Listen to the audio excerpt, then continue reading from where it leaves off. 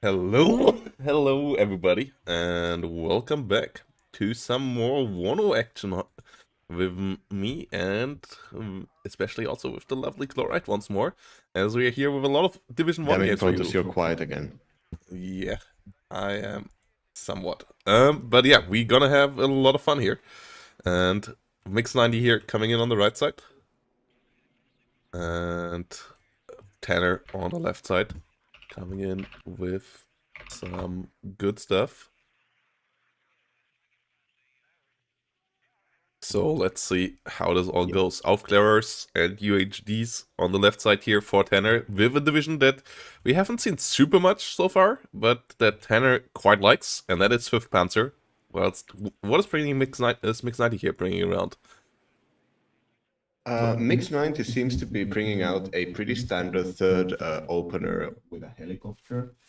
These third openers that open up with Cobras or Apaches seem to be pretty popular on ladder right now because when they're protected by Eagles, you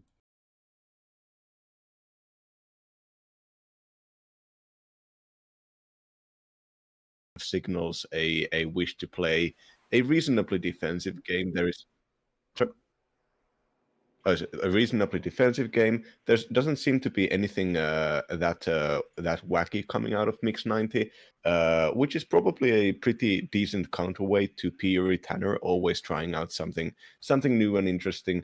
Third gets expensive units anyway, so having small amounts of this pretty like decently trading engineers infantry on the ground and a Cobra to do kind of active work, taking out any large groups of infantry at the start, and most likely followed up with an investment into air. Against Puri Tanner's 5th Panzer, you really want to keep up the air control because the 5th Panzer gets so many affordable and cheap and numerous planes that they can afford to lose planes and still get air control and still win with the air control. So I think this kind of sparse opener from Mix 90 here is without any AA aside from a single stinger, most likely holds an F16 or two behind it. F15. F15, yes. So yeah, and with F15 you can dominate the F4Fs on the other side. Yes, you get endless numbers of them, but they are slower than the F15 and they don't have long range missiles. So if you micro your F15s correctly, or it's actually Phantoms in this case, but Phantoms with long range missiles here, you can shoot down the F4Fs on the other side from range. It's hard to do so, but if you micro it correctly, the F4Fs of 5th Panzer are just never gonna touch you, and it doesn't matter if there are 4 of them or even 8 of them. And good cleanup here. Yeah, it's the classic Mix 90 start. You shouldn't start with helicopters against Mix 90 if you don't have a means to protect them, because he always gonna start with 2 fighters. Like, we haven't seen a Mix 90 start this season so far without it. And it's the Mix 90 classic. We saw it in the last league's finals every time as well. And it works pretty well. So, yeah.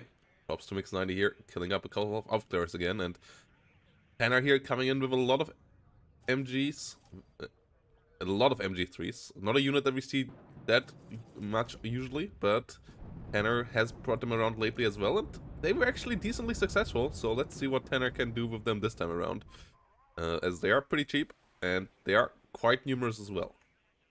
We are seeing the Cobra go and say hello to the column. Fliegerfaust missing the first shot. Fliegerfaust moving into position to take out a second shot. Maybe. Meanwhile, all the cars getting rocketed pretty hard by the Cobra. Yeah, really unfortunate here. And oh no! Good low flying with Formex 90 with the Cobra. Really unfortunate for Tanner here with the RNG. Fliegerfaust is trying to get another shot off. Will finally get the kill there, but that was already pretty brutal. Losing a Milan, losing a CV, and especially losing all the territory where Mix 90 now just runs in here with 3rd US. And we have an M1A1 CV already pushing here now for Mix 90 towards Bravo, trying to get that +2 tick up to a +4 tick. Yeah. The Cobra did get shot down, but considering Mix 90's positions on Bravo in the middle there, this is a massive tactical victory for Mix 90 and a massive tactical loss for for Piri Tanner. Tanner's first minute buys are actually coming in on the brick tractors.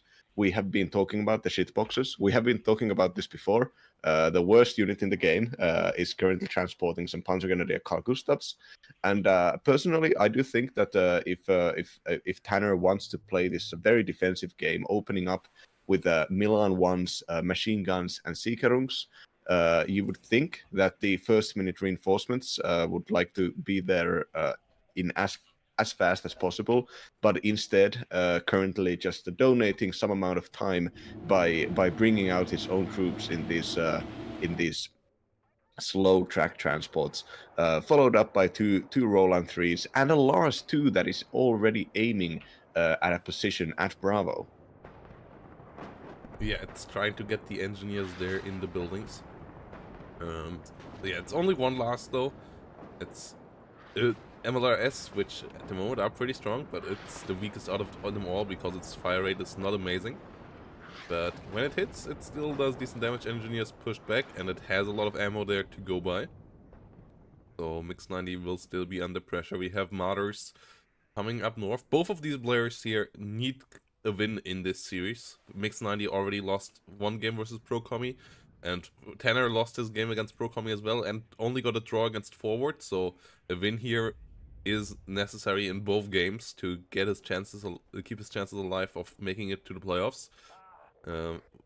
So Tanner really under pressure here, and currently Mix 90 with a good +3 and a really strong position in the center, which is going to be frustrating to push into for 5th Panzer. Yeah, looking at Mix 90's buys, I think this getting a tank, having 2 tanks on the board now, 2 Abrams, and getting a self-propelled howitzer 4 minutes in is, I think, probably an excellent choice when it comes to gaining some ground in the early game, especially with 3rd Armored. If you can manage to get a position like this, just using the helicopter and using the fighters, you should probably immediately try to start getting out the heavy stuff, especially the artillery, just to prevent your opponent from massing up. This map here is about controlling fortifiable, tightly packed zones, and then moving across larger open areas. So having the artillery, the howitzer, come in already and start bombarding these troops that are already under fire from the tanks and the snipers. The Lars shot getting dodged there by the command Abrams. So this so far, Mix 90 seems to be bringing out kind of like 1, 2, 3 punch with investing into an Eagle, Abrams, and a SPG right after taking the Bravo point here for free. Yeah, and Tanner on the other side, but yes, having no real anti-tank to face this, brings some Milan 2s up now, but at the moment only Milan 1s. Those can't really harm M1A1s, and no Leo 2A3s or anything like that on the battlefield either. Just a couple of Leo 1s that are currently moving to the front line, but they need some really big side shot action as well to threaten M1A1. So the pressure here is real as Tanner uses the M113 for some smoke, but gets killed off with the Leo 1A1 right behind it already. Bradley getting the kill there, so another unit here just dying, and lately no kills really happening for Tanner at all. It's only his units dying here right now, and that's a big problem. Yeah, this is I personally don't really know about having the masked Milan 1 opener against 3rd Armored. I know that the Bradleys and I mean everything that is not an Abrams is gonna get killed by the Milan 1s. But the problem here is that there's gonna be an Abrams. Well, yeah, but if there's a Bradley opener, you are really set for your money there, because they one-shot Bradleys, and Bradleys are pretty expensive, but Milan 1s are really cheap. And Tanner in general is a believer into the Milan 1 situation strategy, so surprisingly not playing with a lot of Fuchs Milans this time around, which is how we saw him play 5th Panzer earlier in earlier games, though Black Forest not quite the map for it, I guess, but it at least gets the Phantom here, at least starts to get some kills. Lars constantly firing, now trying to shoot down some engineered dragons, but yeah, pretty far pushed out. At least has the southern zone, is pushing in with Mater Milan there in the forest, which is an interesting choice as well. Trying to get some ambushes up with that. So retaking the center, like we barely never see somebody being pushed out that far early on in the game out of the center zone, and pushing back in there through that pretty open field is going to be really, really tough, especially with the infantry squads that you get as Swift Panzer. Yeah. So basically, the investment into the Lars just needs to pay off. The double Lars currently, as well as the investment into the forward supply point, the Vel depot. Basically, we would need to see something neutralize the Abrams, so that Tanner could move across this area into Bravo and then contest both the Bradley supported US infantry, which has a bunch of machine guns, and also engineers, which are just generally good and cheap. Yeah, the Lars coming up again. Holding. Yeah, there we go again.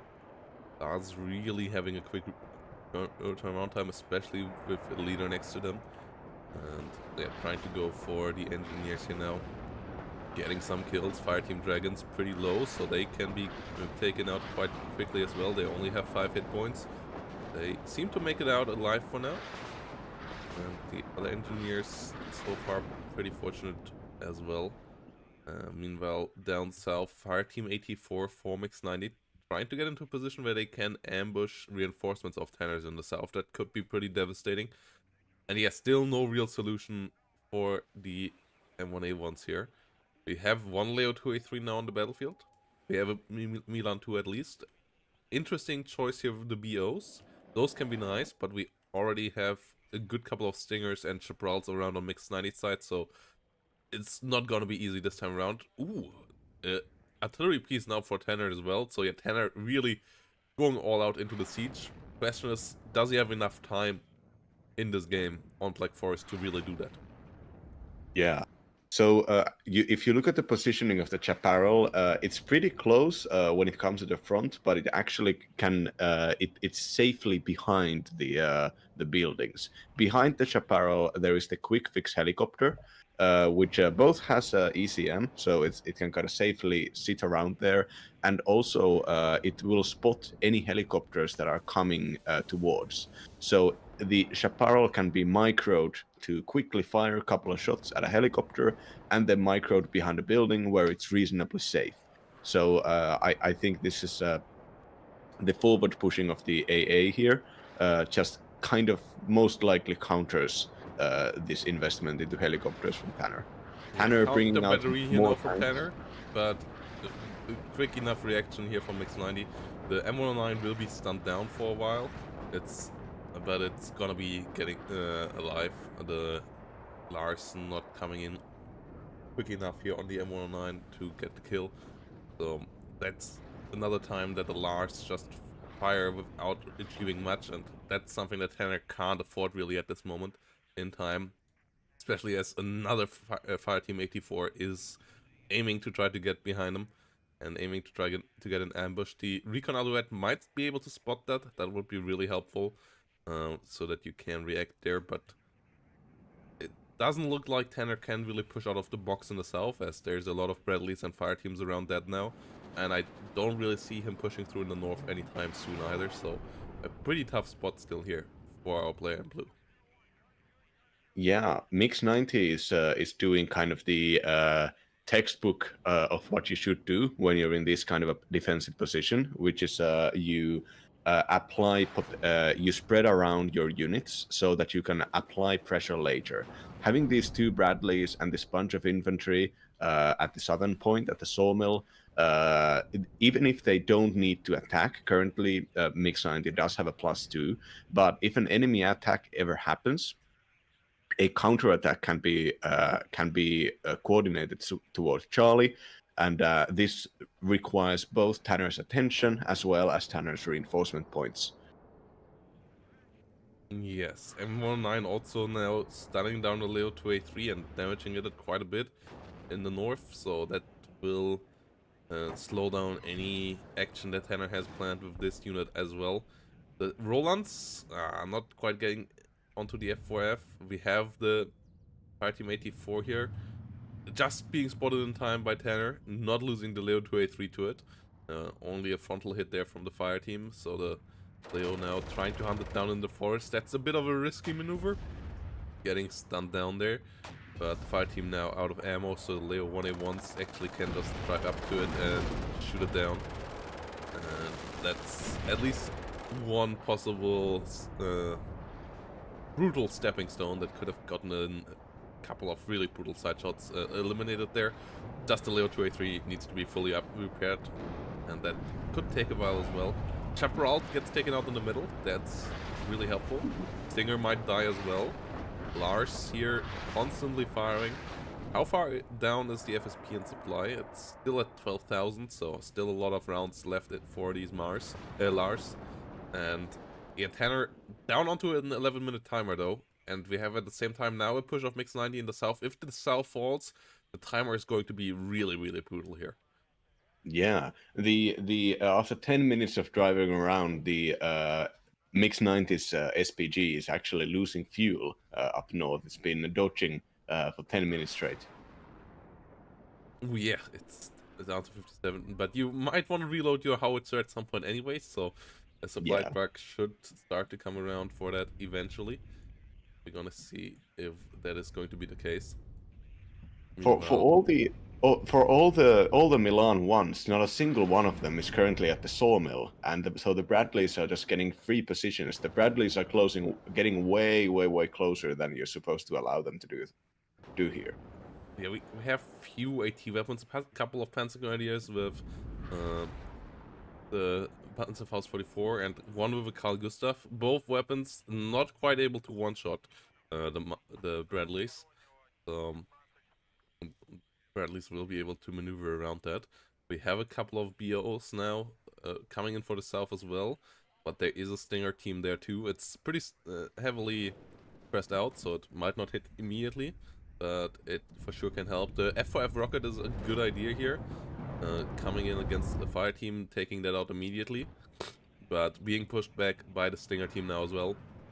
BOs now coming in with the ATGMs, but the M1A1CV will make it in, and the Jaeger leader is really low, so it might be a full-on capture here for Mix 90, and that would be the beginning of the end here.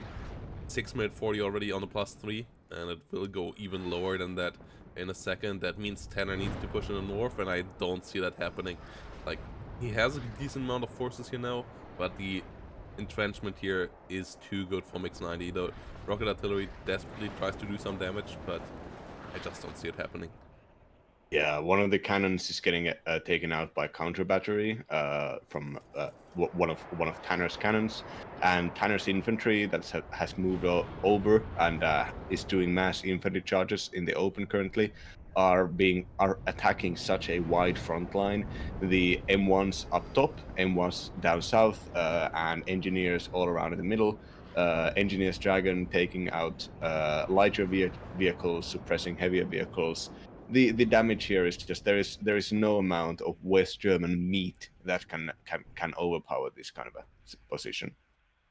Yeah, Leo 1A1's trying to be able to assault the south, but it's going to be tough here. 4-minute timer, and even if you get that back, getting up to like around 2,000 points after that on Black Forest with the few points you get here on this map is going to be nigh impossible as well. So yeah, Tanner needs to have some of the most insane trades we've ever seen, and it's hard to imagine that with how the game went so far.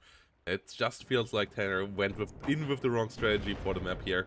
5th Panzer, for sure, an interesting pick on a map where we usually see more infantry-focused divisions. Though 3rd US not that either, but it got the opener here really right. And yeah, 5th Panzer, not the quickest division out there either. And that's really letting Tanner struggle here.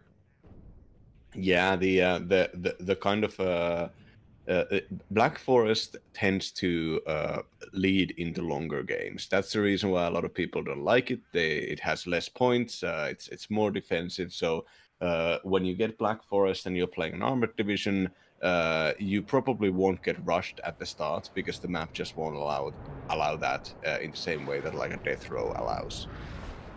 But currently, both 5th Panzer and 3rd US scale pretty similarly, except for Mix 90 getting a very, very good opener that took out a bunch of points from Tanner, and Tanner taking out an opener that basically just assumed that the game was going to go for long no matter what. Say, just forcing Tanner, taking out at least 10 minutes of build time away by pushing them out of the Bravo zone at the start, has just massively put Tanner into a situation where it looks like Tanner just never got out the unit composition that they were thinking about here. Yeah, we have now more units coming in for the south. Leo 1A5s, Leo 1A1s, good couple of Panzer Grenadiers, but it's all futile here at this point. We have a CV somewhat close now to the center zone, and the Lars do their best, but yeah, they are a couple more salvos away from really fully paying off. And that phantom bombing run, that was gnarly there. Taking out the CV, taking out nearly everything in that bush and leaving it the couple of survivors completely devastated as well. So yeah, Apache coming in here now too. 3rd US bringing all the toys now, and there are nearly none of those toys left on Tanner's side. Really not his game here in game 1, and with that his chances for making it out of the group stage go towards 0. But it will still be important for him in game number 2 to at least get a point on, because with that he at least makes his chances of not being last in the group higher as well, which would be important for relegation towards next season. So let's see how that goes. Yeah, Apache coming down south here as well, as Mix 90 for sure has this one in the back here now. Yeah. Certainly not the only one who has gotten themselves Hilo, a Hilo ruining their opener completely from playing against 3rd US. Absolutely not something that has not happened to me, certainly. I think it's kind of been meta, at least on the kind of pub stomp levels of around 200 to 100 ranked ladder area, where if you can have the opener helicopter do a bunch of work, if your enemy's ASF or if your enemy's AA just doesn't work, helicopters are pretty expendable. So even if you lose the Cobra in the way that Mix 90 lost the Cobra, and some people will straight up just open with Apaches as well, like you can guarantee yourself some amount of time where you as 3rd armored can just build up pretty reliably. And I think that was something that even though Tanner had prepared with a couple of Fliegerfausts, those Fliegerfausts, one of them was taken out too early and one of them just didn't hit. Very unfortunate, but this is the this is currently kind of the not necessarily top player meta, but regular player meta most certainly. Yeah, the Cobra taking out Razid, taking out the Iltis leader, taking out an MG3, Fliegerfaust, and Milan, and stopping Tanner there at the same time from getting into the center.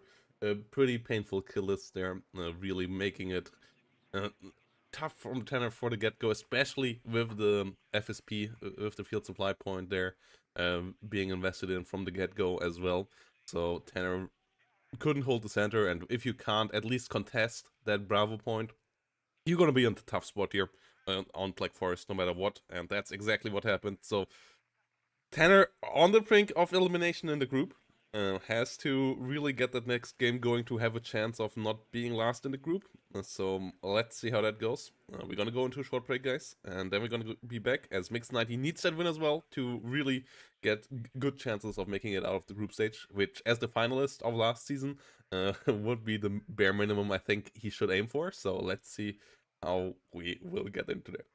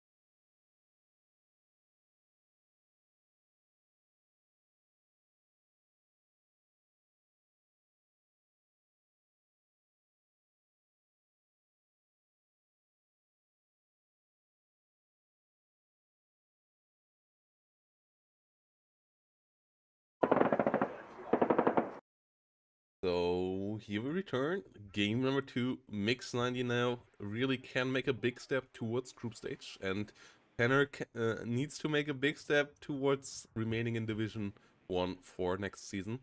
With another German division here coming in for Tanner, with 2nd Panzer Grenadier. Mix 90 staying American, with 24th Infantry Division though, both sides switching it up a bit. And yeah, if you guys want to support the effort of these players, you can do so in Match Reno without having to pay anything yourself. Even you can just click the claim code button up here, and you add 25 cents to the already sizable prize pool with $448. Yeah, just click the claim code button. It adds 25 cents on the Match Reno page. Thanks to all the guys here that already did that. Also, thanks to all the guys that came in with some of their real money here. Cheesh coming in with $50 already. Redcast coming in with 25. Yasp with another 20. Big thanks to all of you for supporting the league and yeah, getting us to a nice prize pool already. And yeah, let's keep it coming. We're getting into the last week of group stages and then going into the playoffs with the beginning of next week. So it's gonna be quite hot, and yeah, it's gonna be hot here as well, as I like to see Tanner with another MG start, but this time it's forward deploy. So this is going to be interesting. The forward deploy Milans that Chloride loves so much here on the battlefield as well. And on the other side, what do we have here for 24th? Yeah, so 24th seems to be doing kind of a because 24th infantry is famously weak, but currently engineers are very strong. Not just because they're 40 points and they have shock and they're 10-man squads, but also because they got the M1 dragons, the dragon ones, which are just overpowered currently. But they're very good value infantry, and they're being brought out here. Like I think an entire card of the engineer's dragon is being brought out here. Actually, 5 units, including these cheaper infantry units. But the stuff that is really expensive here, I think, is the Cobras, the M1 Abrams commander, and most likely some air, considering this is double Cobra. So I think this is a mix 90 kind of taking both the weak infantry and the famously defensive nature of 24th and trying to force multiplier it. Yes, here we see the two phantoms coming up. So Yeah, the two the Cobra classic opener Mix here. 90 opener hitting the spot Yeah, again. And yeah, no helicopters on the other side to kill this time around, but escorting the 2 Cobras, and there's nothing really here to stop the Cobras from killing the forward supply. That's one of the issues with the forward deploy of 2nd Panzer Grenadier. You don't get any AA there. Gepards are pretty far back. We have one Fliegerfaust coming in the north, but a single Fliegerfaust won't stop double Cobra. So this might be tough here. Not being able to use the F-16s, the Belgian ones, to shoot down these Cobras easily, thanks to the Phantoms. So Tanner in a bit of trouble.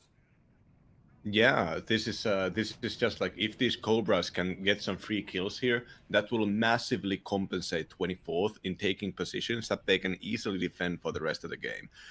This is the same way as with 3rd Armored, except that the 24th is just even more defensive, cheaper, and more available in their good units than 3rd is.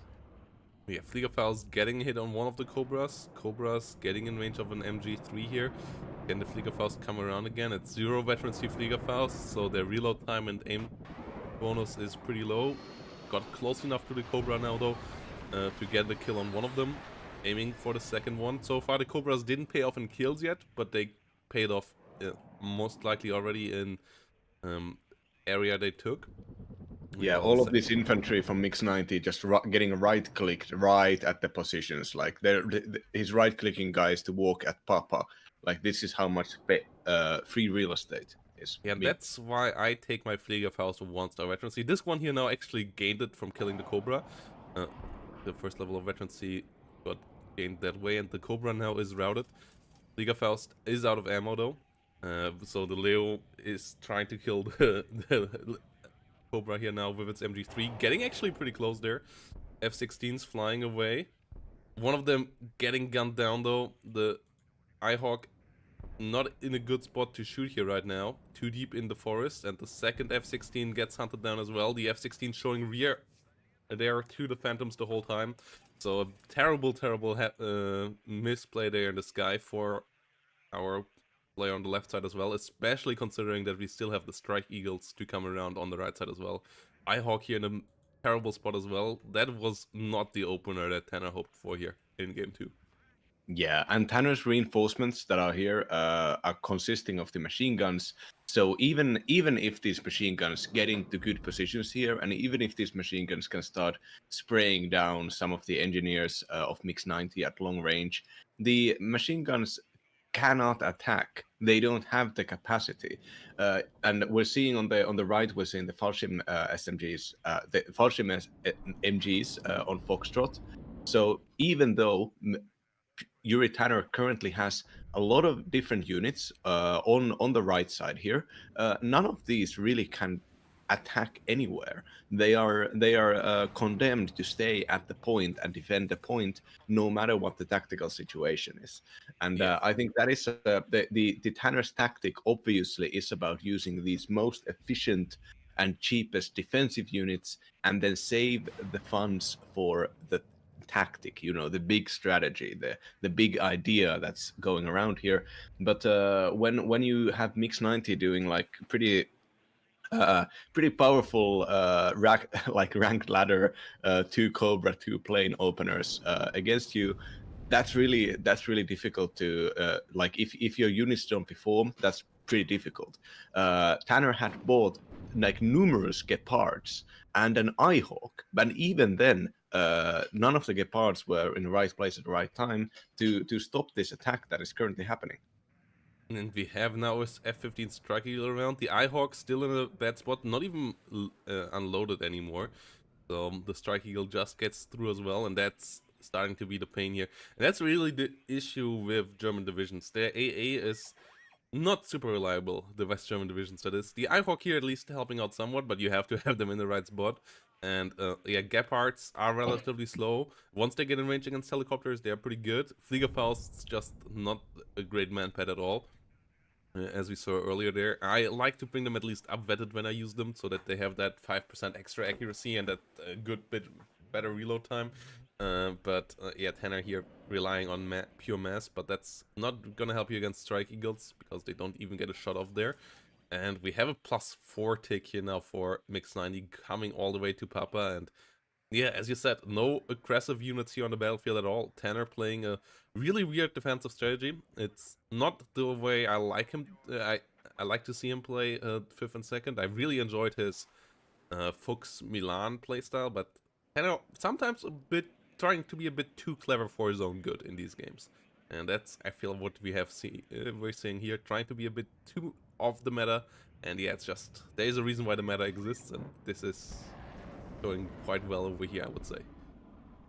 Yeah, I just realized that the Fliegerfausts are actually way closer in accuracy to the blowpipes than they are to the Stingers.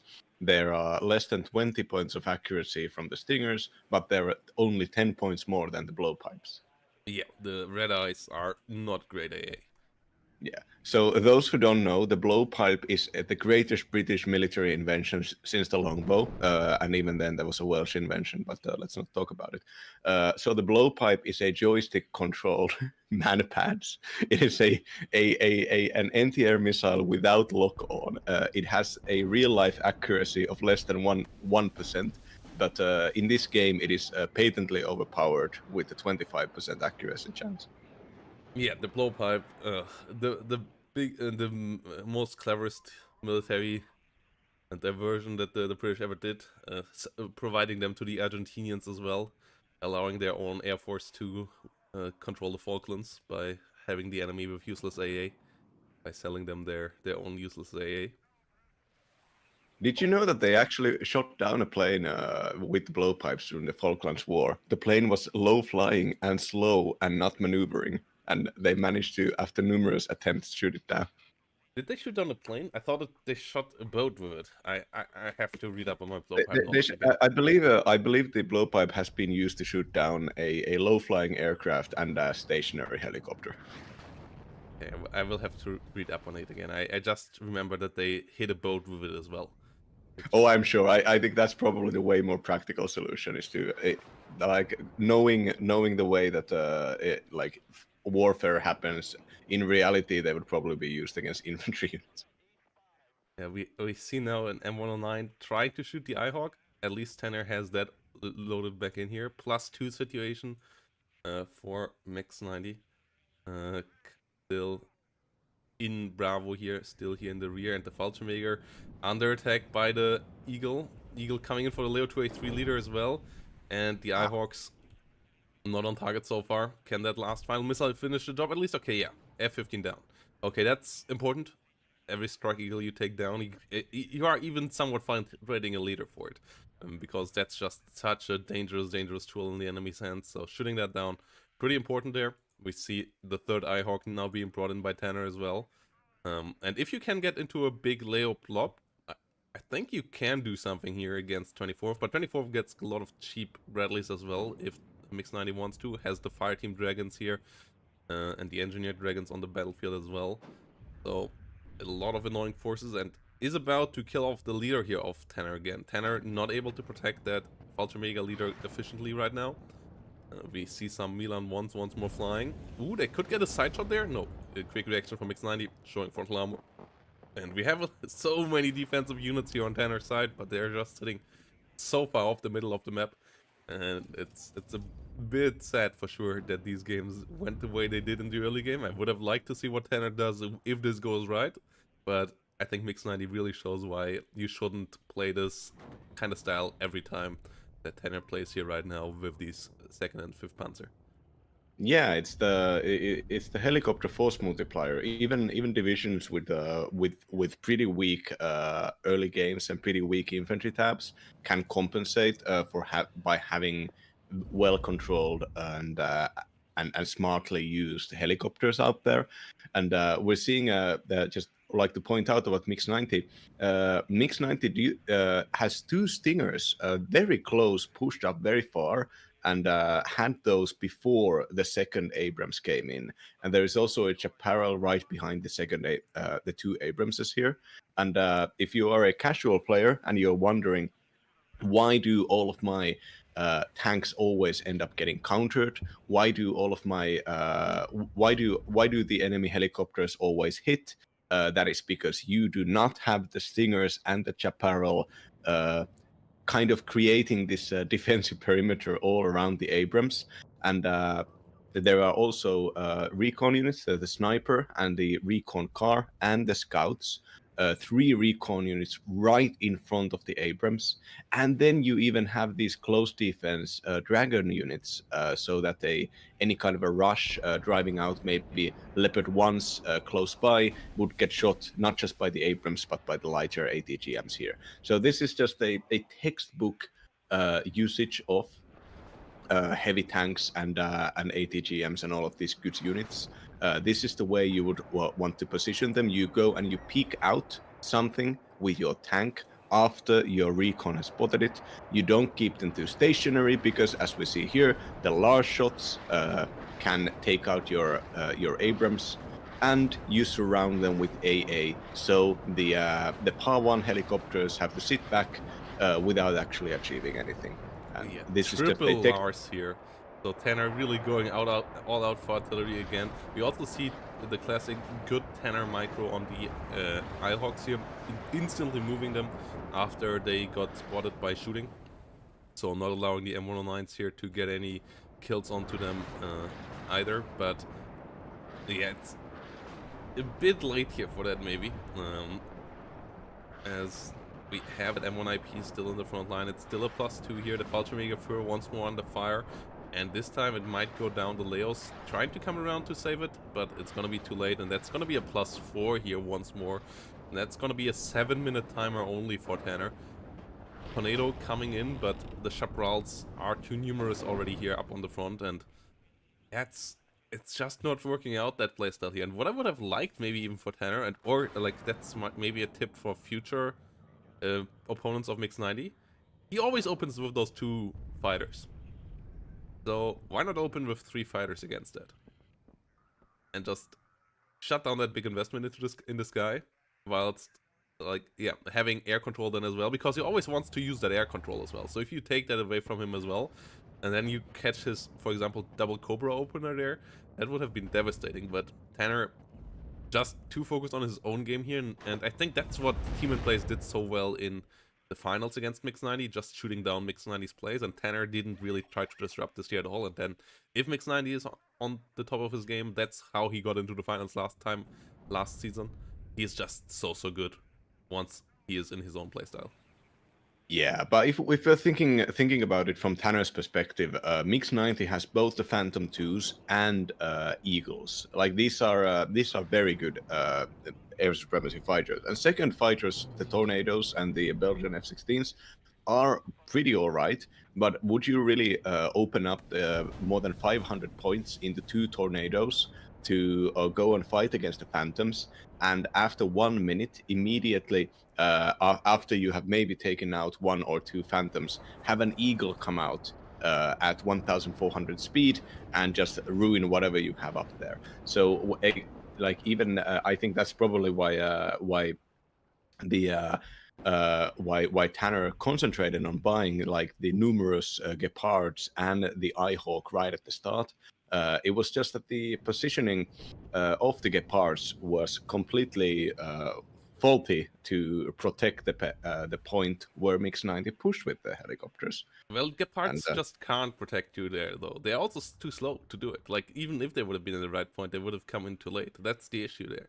So why not try to do it with planes? Also, you can't buy a Phantom in minute 1, Eagle in minute 1, because it's too expensive. It costs you more than a minute of income. So, like, I think you can shut down that Mix 90 play quite well and play the opponent instead of playing the game. And yeah, that's not what Tanner did here. Mix 90 did it better here, I think.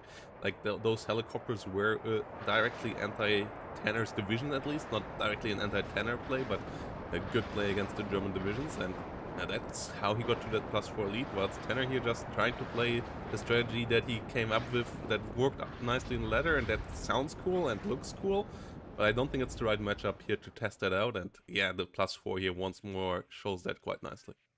Yeah, but Protoss, surely like saving 10 points for your first minute Eagle buy is a pretty standard play. At least it's a pretty standard play for me. So wouldn't be surprised if Mix 90 had the safety 10 points extra for the first minute Eagle buy in case the enemy opens air also. At least that's what I would do if I was playing air. Well, yeah, Strike Eagle will now end the game here for killing another TV. We don't have any control for Tanner really over the zone. The Lars, yeah, this all seems so well orchestrated by Tanner, but it just seems to be like the wrong soundtrack for this game here. Like he does exactly the same that he would do when being in a 50-50 situation, just that he's too far behind now, and that his deck just doesn't seem to be coping well with being pushed this hard early on. Like, it's so many defensive units. We now see a lot of strikers here out, which are great defensive units as well, and super annoying with their cheap and numerous ATGMs that they can throw out. But yeah, they can't push. Neither can the MG3, neither can the Milans. So nothing here really can force Mix 90 out of this position, outside of maybe the Lars, but they are not doing it quickly enough. And with the 4-minute timer, it's just not going to end well here for Tanner. Yeah, I think that is what really makes the American infantry powerful, even though 24th has the weakest American infantry tab. Having the Fire Team Dragons and the Engineer Dragons out there, those things can just hold on their own against infantry attacks, and they can even push. They can take positions by having shock. The fire teams have the 2 machine guns, which gives them a lot of nice extra firepower. But also they can just sit around and defend from cover against any kind of enemy incursions. And that gives them versatility that Tanner's division completely lacks. The Fliegerfaust, the machine guns, the Milan ones cannot do that. They can only sit back and defend. They can't slug it out with the enemy in the same way that the Abrams can slug it out against real Lars currently. Now hitting here, trying to get the kill to the M1 IP, trying to at least get control back here, but the Lars not being able to finish it off once more. Lars really not the same as a Grotto and so on. Like, yeah, Tanner here trying to play with a unit that has gotten better, but I still think is not really on the peak of the meta either, and trying to use that. And Tanner has shown that he can do that in the past a couple of times, but this season doesn't seem to be quite there. His games against Pro Commie were really solid. His draw against Forward was an interesting one as well, but in the end, it just doesn't seem to be quite good enough for Division 1 right now. And yeah, that's always the issue with Tanner. He's not the best mechanically. He's good there, like his micro on the Eyehawk and so on. He has some areas, especially with artillery and AA, where I would say he is like one of the best players in this micro, but his tank and infantry micro isn't quite there, which really cost him against Pro Commie. And then his strategies is what needs to get the wins for him, and they were just not quite on point this time around. Yeah, Tanner. Right, I don't know if Mix 90 did this on purpose, but kind of dismantling Tanner at the early game and then forcing Tanner into this uncomfortable position, where there's a constant demand for his attention, constant demand for his time, and attacking a very powerful defensive position at the 24th Infantry. I don't know if Mix 90 did this accidentally. I don't know if Mix 90 planned this perfectly, but it did work. And right now we have the best defensive unit in the game, the Apache, coming down right outside the range of the Eyehawks and dodging out the Fliegerfausts, doing massive amount of damage before going and reloading in a moment.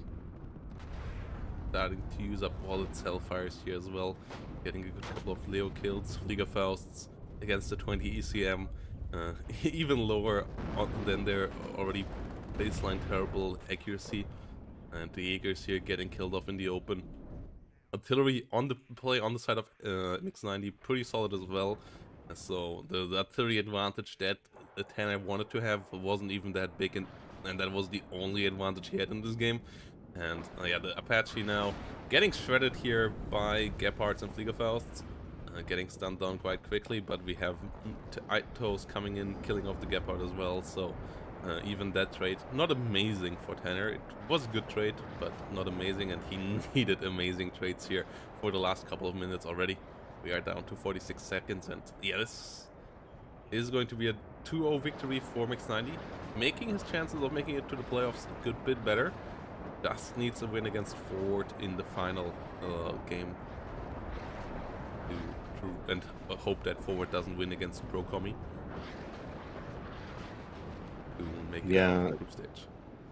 Certainly, kind of like a ladder meta opener against anti-ladder meta opener here, anti-meta opener.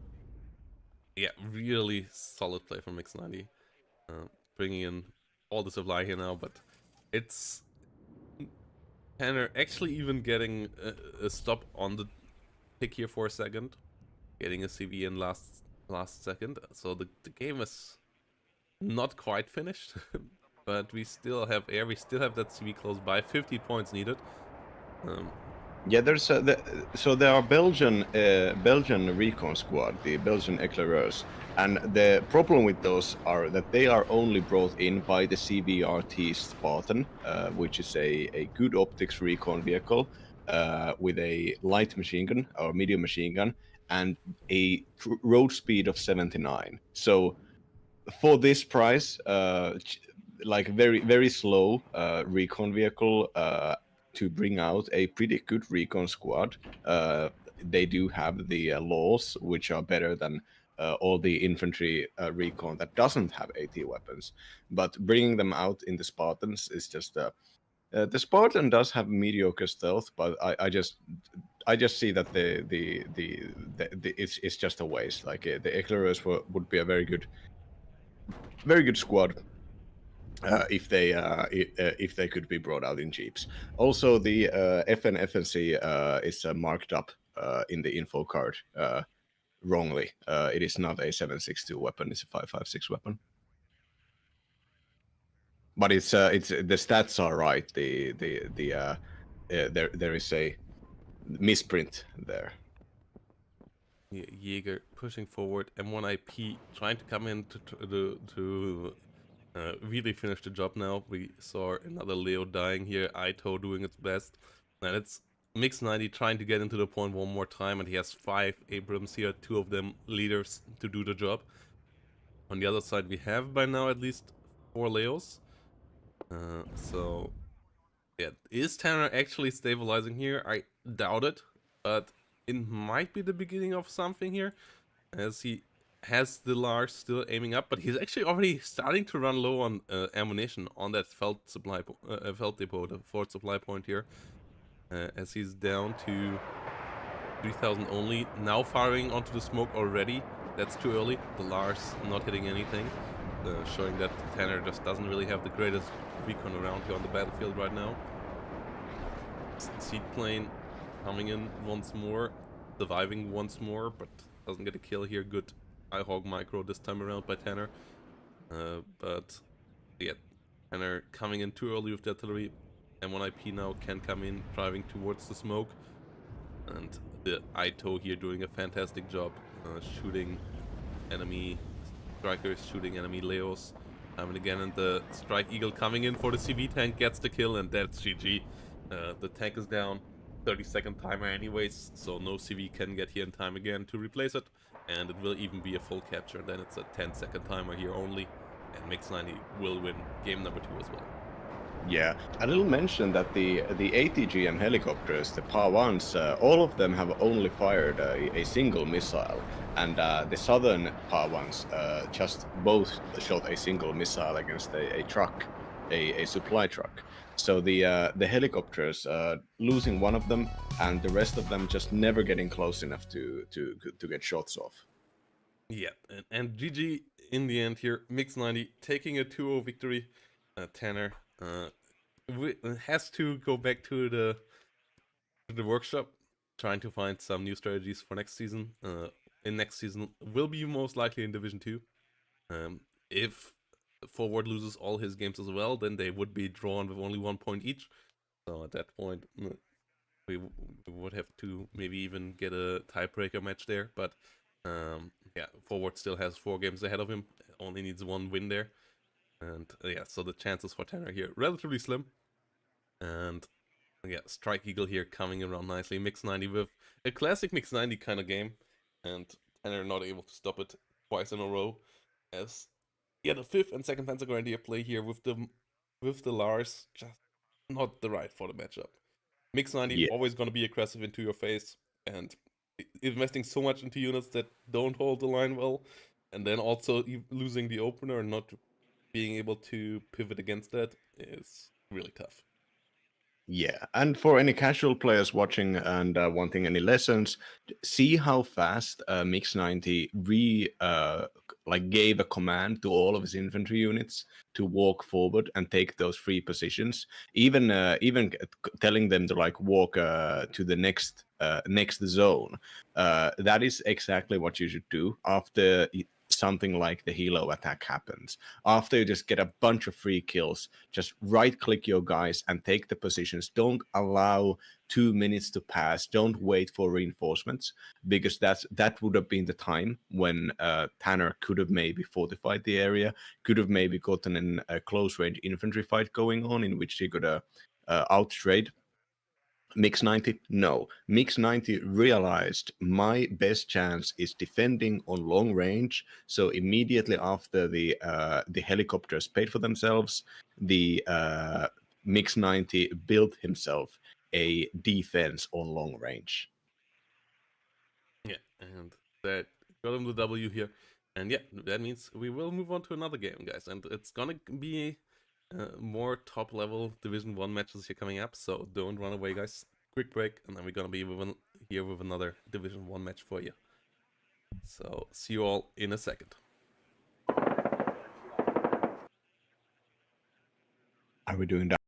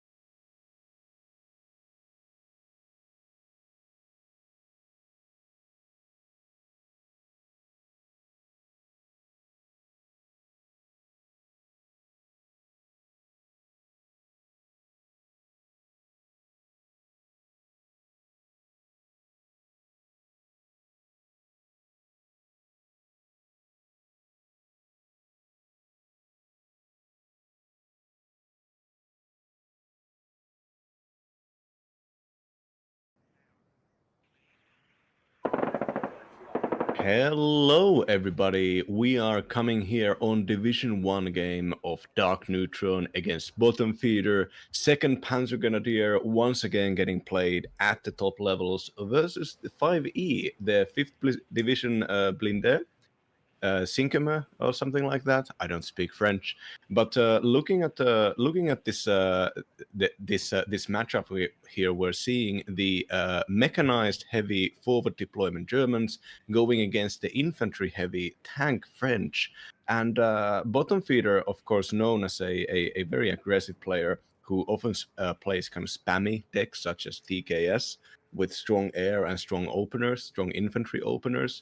And here we're already seeing bottom feeder putting out a whole card of veteran commandos on trucks, supported by 2 Rolands, a rare Division 1 commando mortar, a singular mortar most likely out there to support the infantry push of the commandos, and the fire support of 2 AMX-30Bs, the older generation tanks. And looking at how sparse the AMX-10 RC and P4 Milan placement is, from bottom feeder's side, Protoss, it seems like we're going to see some action right at the start.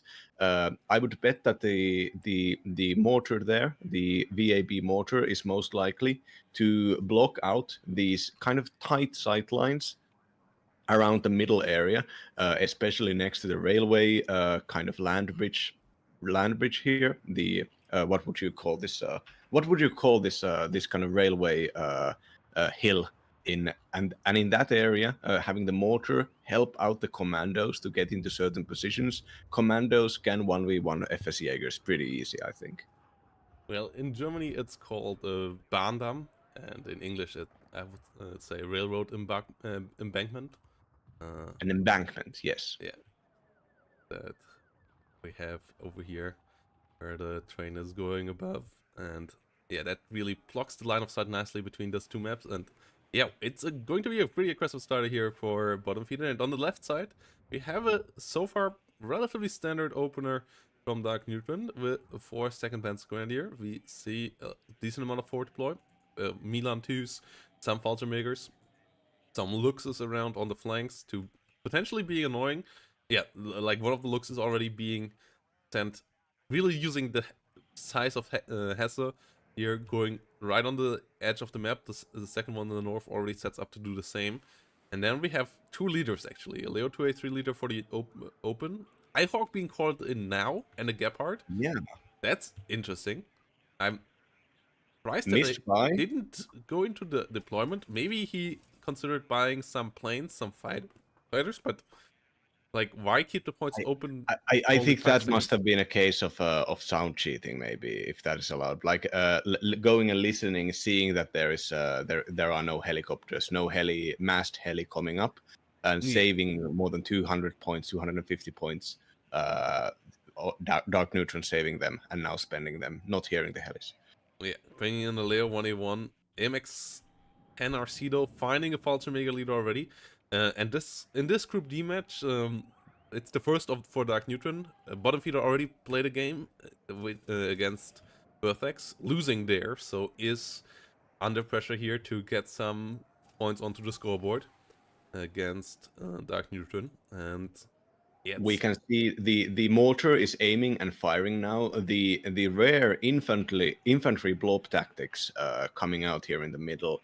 And the timing should be correct here, actually, that if these commandos and AMX-30s get in there in the correct fashion, but unfortunately it seems like they are revealing themselves to the Fallschirmjäger Aufklärer, which may allow Dark Neutron to do positioning efficiently here.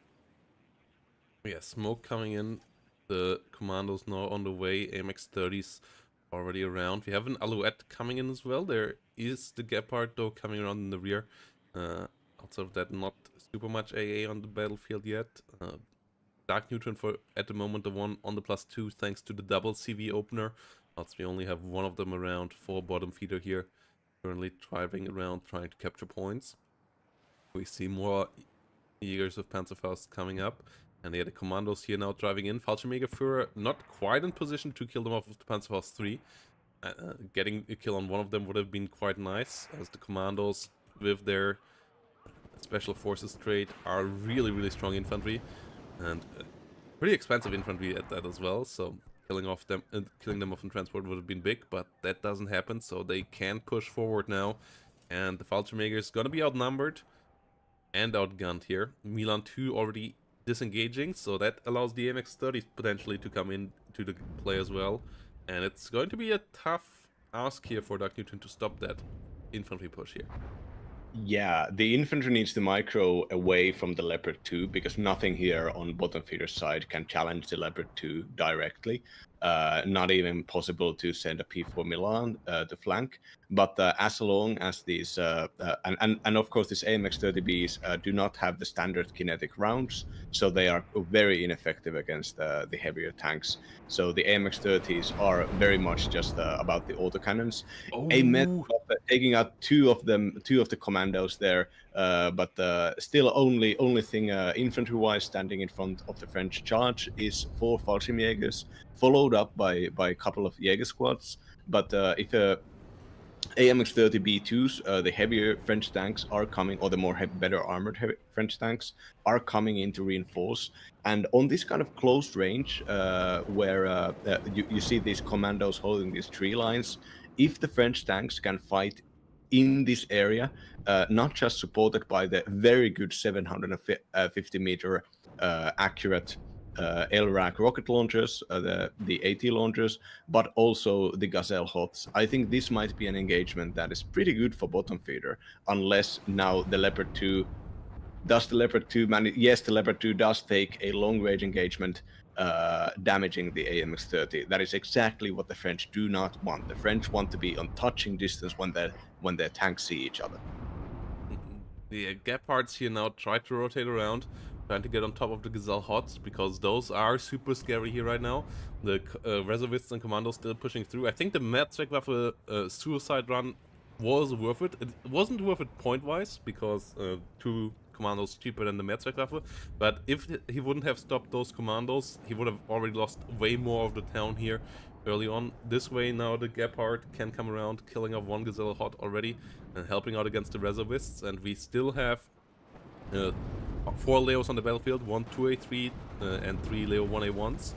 And I think the Leo 1A1 a pretty cost-efficient way of trying to deal with the AMX-30s here as well, especially in combination with 1 Leo 2A3. 1 AMX-30 there goes down. It's one of the old ones, but it's still a pretty interesting fight here. 2 Leo 1A1s going down, Gepard rotating around to get on top of the Gazelle, but Seat, doesn't quite find the kill and gets shut down immediately afterwards. The Jaguar AT not having the best day either. So those are finally some good traits here for Dark Neutron, not finding Jaguar AT on the way out, but the Leos will survive here, and they hold ground nicely, getting rid of the next AMX-30 here most likely, and that's a problem for bottom feeder here now. Yeah, Jaguar AT losing its 60% accuracy shot against the Leopard. So nice roll for Dark Neutron there. Dark Neutron with the large Jaeger squads, as long as they can be supported by the heavier tanks, can engage the French. But the problem here is that the French infantry, as you can see with the Grenadier Voltigeur, their AT weapons are just better. Their AT weapons have the most important stat of any anti-tank rocket launcher is, in my opinion, the range. The 750 meter range combined with a very high suppression and pretty alright accuracy of 55% at max range means that any kind of vehicle micro that Dark Neutron is going to do to try to get the fire support in these engagements. So Town Micro 101. When you are fighting in these urban areas, you want to press C while holding over the enemy unit and to see where can my tanks fire at this thing without being shot back. And microing your units, your infantry, in a way that the enemy can't fire support you with their Marders and their IFVs and their tanks, that is the way to win infantry fights.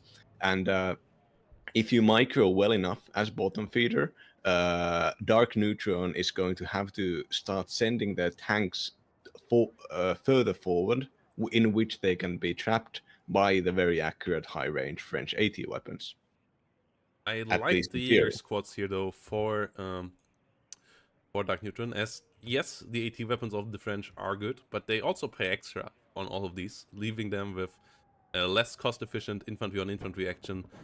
So in 1v1 fights between infantry squads, yours should usually trade more cost-efficient. Obviously, once the snowball happens, that doesn't matter anymore. But currently, the bottom feed are not really having any of these snowballs, and Daknewton doing a good job here on sniping some units left and right. Gepard finding a Gazelle Hot. Now we find an AMX-30B here, killed off by Leo 2H3s. So I think Daknewton being under pressure, but really reacting well here, and currently getting the better out of all of those trades. Getting Pioneer Armbrust close as well, and they have the shock trade, so they gonna beat these already stressed out Grenadier Voltigeurs quite nicely. More Pioneers of Armbrust coming around. Also on the other side, we have Grenadier Voltigeurs with Apilas, but yeah, they pay extra for that Apilas. So you kind of need the VABs here at the fire support, but obviously Panzerfaust is enough to kill a VAB, so I think Daknewton here in a decent spot for these infantry fights. Ooh. I would say that even though Dark Neutron is countering this excellently, and we're seeing actually Dark Neutron have veterancy 1 infantry units going against the 0 veterancy French units. The French, of course, having less infantry slots in their armored division. They want to have the maximum availability and thus take their infantry in 0 vet. But considering a 50-point Grenadier Voltigeur versus a 50-point Jaeger, the difference there is 1 man, and the French units have 5.56 weaponry. And the 5.56 weaponry has higher rate of fire, ergo, it does more damage, it is better. Smoke mortar covering up more advancements from the reservist here, but Messerwaffe most likely immediately, second Messerwaffe getting injured pretty badly, and actually getting shot down. Oh, both of those bombers were absolutely value in these tactical situations, and may actually force bottom feeder on defense now. We're seeing the infantry reinforcement from Dark Neutron pushing up from the northern side of the commercial district, I believe, and only being the bottom feeder's defense is only reservists and dragon paras, so any kind of vehicles can do horrible damage to these. Yeah, Pioneers here now inside with Dark Newton's push as well. Reservists getting stunned down immediately by the TNT, so they won't deal much damage in that CQC situation there. AMX-30B2 trying to come around, whilst Leos try to find a way in. Grenadier Voltigeurs coming around once more as well. We have a lot of Leo 1A1s in this town fight. I'm not a big fan of that. I think Dark Newton should take the defensive position they have here right now and maybe do a even bigger swing cut-off scenario with the Leo 1A1s, pushing down the main road and then maybe coming even down to try to kill the Rolands and the smoke mortar, but trying to push through the town here with Leo 1A1s with their low frontal armor of only 9 and terrible side and rear armor is a really risky move. Yeah, Gazelle Hot's got a pretty good hit on the Leopard 2, and the Leopard 2 is currently routing. Though Gepard is getting hits on the French helicopters also. Bottom feeder bringing out 2 P4 Milans, Milan 2 cars, both cheap and efficient, but rarely seen on such a close range. But I guess this is the requirements of urban conflict here. The French cheap tank, the AMX-30B, versus the German cheap tank on the Leopard 1A1A1. The difference there is 5 points of price and obviously in penetration of the gun. But for these 5 points and the lower penetration, the AMX-30 gets an amazing soft attack autocannon. So risking out the AMX-30 and actually bringing it out here on close does serve a purpose, because they can so quickly bring out amazing damage against any kind of infantry that reveals itself. And even though they can't really, if they meet the Leopard 2s or even the Leopard 1s, they will most likely get owned immediately. And a Leopard 2 commander actually moving in kind of on its lonesome, getting pretty close. It was barely at the Apilas range, so close to the Apilas range there.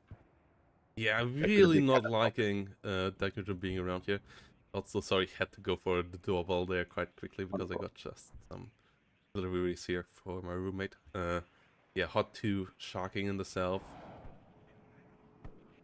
Finally, Dark Neutron probing a bit in the north. But yeah, there's just like if we would see those 5 tanks there in the north, no way bottom feeder would be able to stop that right now. Instead, they are dragged down by a couple of AT infantry, not able to do anything here right now. We see a couple of Leo 1A1s showing side armor there once more against Grenadier Voltigeurs. That's just a terrible idea. I'm not a big fan of how Dark Neutron currently plays that, but surprisingly he is still trading decently all around so far. Yeah, the single smoke here. The smoke motor, I realize, is 125 rounds, so it can keep this up for a long time here. But any kind of but at some point, Bonofeeder does actually need to start trading well. Like they can't just keep up the smoke here and fight against pioneers on touching distance. Like in the end, Dark Neutron is going to have more stuff here. I think the Dark Neutron is too concentrated on building up the blob. The blob is good, and the West Germans generally rely on the blob. But yeah, you're correct. If those tanks were just like getting F moved up north, the bottom feeder's attention would be completely divided all around the map, and that's just not being done right now. So many units sitting around, so many expensive tanks sitting around, not really doing anything. But not Dark Neutron pinging out the M110, the 203mm gun right now. It's the first artillery piece so far, if you don't count the mortars. Yeah, and it's going directly into the town, and that will hit like a truck against all these infantry units in there. Leo 1A1s in close fights against the Grenadier Voltigeur Apilas. The Apilas actually missing because the unit is so stressed out. They are now finally finding a hit, devastating the Leo 1A1 already. But yeah, the low, the heavy stress on the Grenadier Voltigeur Apilas, they're saving Dark Neutron once more. Leo 1A1 rotating around the flank once more. Leo 2A3 trying to push forward.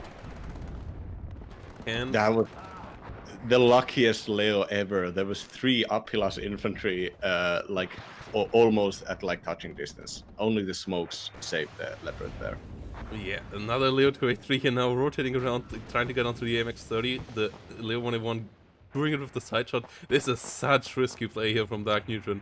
Like, really, I would never take these fights, but he's actually winning them, which is the more shocking part of all of this, that he wins those fights against the French in the town. And yeah, that's not what's supposed to happen with AMX-30s that have autocannons and with your infantry having such great AT. But the AMX-30s not really able to deal with the infantry so far. They start to do it now in the north against the Pioneers and Pioneer Armbrust. Though one of them goes down there as well, and Fallschirmjägers is positioning it to get another shot here with the Panzerfaust 3. Will get it off. It gets one more shot off, crippling the MX-30 there as well. So even that fight not going too badly for Dark Neutron, and yeah, the Southern fight just went amazingly so far. Like the Leo 2A3 is all still alive somehow, and the Leo 1A1s, they did trade really well here. Yeah, there was a Leo 2A3 who that took 2 hits of the Apilas up front, and it's only now leaving the zone here. These Leos taking out the amount of risks that you can only do when your opponent is currently smoking the area. Like any other situation in which the smokes would have landed just slightly differently, all of the Leos would have been like opened up like cans, like tin cans. Yeah, the AMX-30s here now pushing forward. The tank-on-tank fights, it's kind of like a War Thunder town battle here going on, is what it feels like. Leo 2A3 finally getting taken out by the Jaguar AT, actually. But the VAB leader dies at the same time, as we have more Panzer Grenadiers here now coming in. AMX-30s once more losing those fights there. But more Fallschirmjägers here coming in, getting the better shots. Leo 2A3 once more under fire by some AT weapons here, smoking off, having to disengage further. The Leo leader does survive once more, getting repaired now by a really close man cut as well. And that Everhard 10 now really coming in with juicy hits. Like, Dark Neutron embracing this town fight so heavily, and really showing prowess in this fight, but also taking so many risks that I would never take myself when I would play second Panzer Grenadier. Yeah, the modern 1A3s seem to be a better choice points wise on fire support compared to the Oh, that Leopard HE ones. bomber landing just slightly off target. That could have been so devastating as well. Like, yeah, bottom feeder just also not really lucky here in these matches so far. Yeah, bottom feeder likes to get a position in the early game and in the opener, and then just keep feeding units into it. And even though the VABs are the fastest transports, 108 kph, even though the grenadier voltigeurs are good units and have good AT, and even though the mortars have been keeping the smoke up, and even though a second VAB is a PC commander is coming in here. Like it should be especially under the artillery cover, especially now that an Eyehawk is getting brought out here, and especially as Dark Neutron is massing up some forces in the form of the Leopard 2 leader and Marder 3 on the northern side of this fight here. I don't think this air is going to. Okay, so we're gonna see the Eyehawk. Is the Eyehawk getting unloaded so the Seed can shoot it? No, the Eyehawk gets unloaded right after the planes go. But the Not Jaguars taking hit. already did the job. The leader in Right. Leo 2A3 went down. So bottom feeder with an important takeout there. And the Jaguar seat now coming around once more. Not in the right angle though. And Eyehawk gets microed here in the south once more. So the Jaguar needs to get the hell out of there. Gets it. Yep, down to 1 hit point, but will be alive most likely. Eyehawk not able to fire up a second missile there. And yeah, this town fight here, still brutal. Bottom feeder gets the CV there, 4+1 again. Infantry fights on both sides. Actually will take the whole zone, that as the Jaguar got the kill onto the Leo 2A3 leader. And yeah, it's such a grind of battle down here. But Dark Neutron just has more units right now. I would like to see an artillery piece here. The AUF-1 with their autoloaders are fantastic artillery pieces for bottom feeder as well. I think it's about time to bring one of those around here if you invest into these town fights. Yeah, and on Dark Neutron side, the Martyrs seem to be the Martyrs with their 5 frontal armor can survive singular shots, and on the close range, their lower level autocannons don't really matter that much. So the Martyrs for 50 points being out there doing damage, better choice than the 80-point Leopard ones, in my opinion. And Milan 2. Not getting Ooh, it needs to unloaded. unload. The No, luckiest it's Milan. stunned down. No. It can't unload. Yeah, good kill there. That Milan 2 would have been pretty important. And VAB Milan can be helpful as well. Well, the Apilas actually one-shots the Martyrs though. So yes, they survive a shot from the LRAC, but the Apilas actually one-shots them. So I'm not quite sure how much you like the Martyrs around here. But the artillery, I think, will do the job anyways. Yeah, well, if you need to have the fire support close by like this, you might as well have a bunch of 5-man Panzer Grenadier squads as well, because at least those are not gonna get up-hilloused. But yeah, I would love to see Seekerungs here, something that's completely expendable. Though I guess kind of that's what Panzer Grenadiers are. They are expendable mostly. Yeah, AMX-30s now pushing in the north. There's really still in the up top, there's so much recon for Dark Neutron. Bringing a couple of tanks around whilst flicking those recon units forward, I think could win him the game outright right now. But Dark Neutron is focused on winning the grind fight. Currently, in my eyes, still winning it. But I think that could still swing, whilst if he just puts a nail into the coffin of bottom feeder by capturing the north, or at least putting him on an insane timer, the game would change. But instead, bottom feeder now bringing units in for north. MX-10 RC and some MX-30s coming around. And yeah, no real recon outside of the MX-10 RC on the battlefield whatsoever. Dark Neutron having way better vision thanks to a decent amount of recon units around the battlefield, whilst bottom feeder kind of runs into all of this blind. And yeah, that's another issue here in my eyes, maybe. Like having a couple of good recon units sitting in buildings in the south that check reinforcement routes and so on could help out with the strategies, but instead it's just that absolute grindfest into the town, and oh my goodness, that kill list is red again. Like bottom feeder once more with a pretty bad trade here again. I would say that I'm gonna make a prediction now. The prediction is bottom feeder is not gonna get back to this town again. That was the last time, I think. There's just way too much stuff. The blob has started to blob hard. Yeah.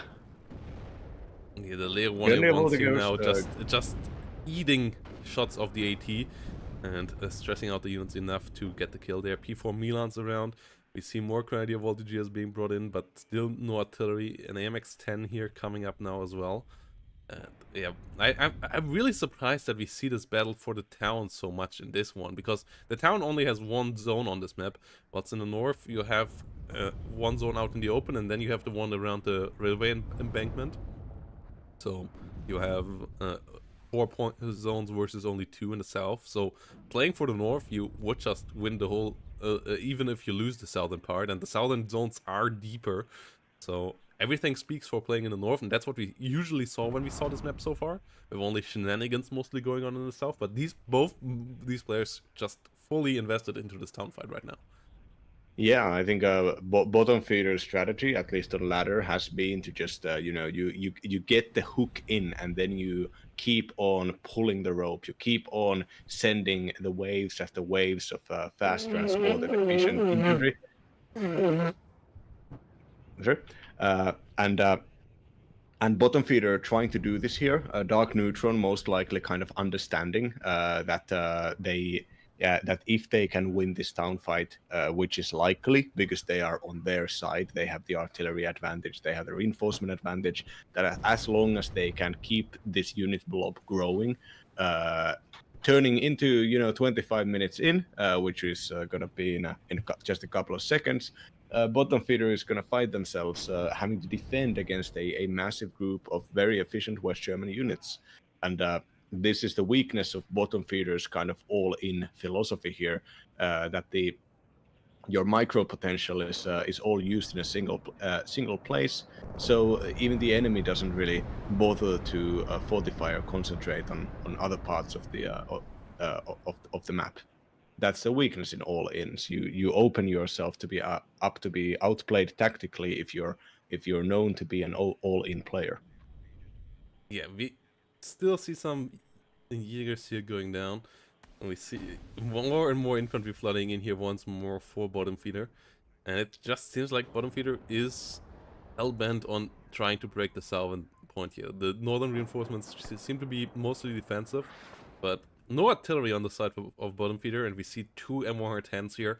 I think if that goes on for too long without bottom feeder trying to equalize the score with some MX of ones, then this will just go out of control efficiency-wise. The artillery is the target is the area is just too rich. There's too many targets for artillery to it not paying off, and out trading 2 M110s, constantly finding value, will be really, really hard in this game. Yeah. So do you think, so what do you think? Do you think Dark Neutron is just going to do a whole front push? There are some Leopard 1A5s up north.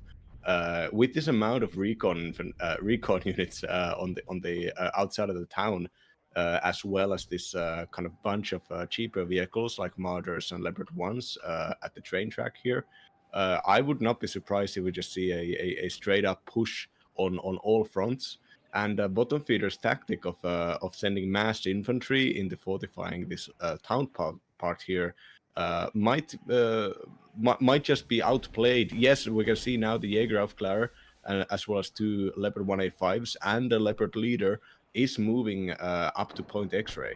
Yeah, and we have artillery hitting the MX-30B2 there at the same time, stunning it down already, bringing it down to half hit points as well. Now going down to 3 hit points.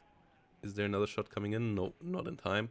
So it will survive, but it is hit pretty hard. P4 Milan though, coming in here against the Layer 2A3, but gets taken out before it can find a hit. And yeah, this is a good push here by Dark Neutron. Might push in the south at the same time? No. It has a really insane Layer 1A1 plop in the south, but that one is not moving yet. Gets the MX-10RC though before it can smoke off. Layer 1A5s there with their long-range firepower. Pretty good. A really cost-efficient sniper kind of tank. Um, not the best armor, but dealing a good amount of damage. Seed and Jaguar HE coming around again, but the Tornado is out on the hunt. Gets a kill on one of them at least.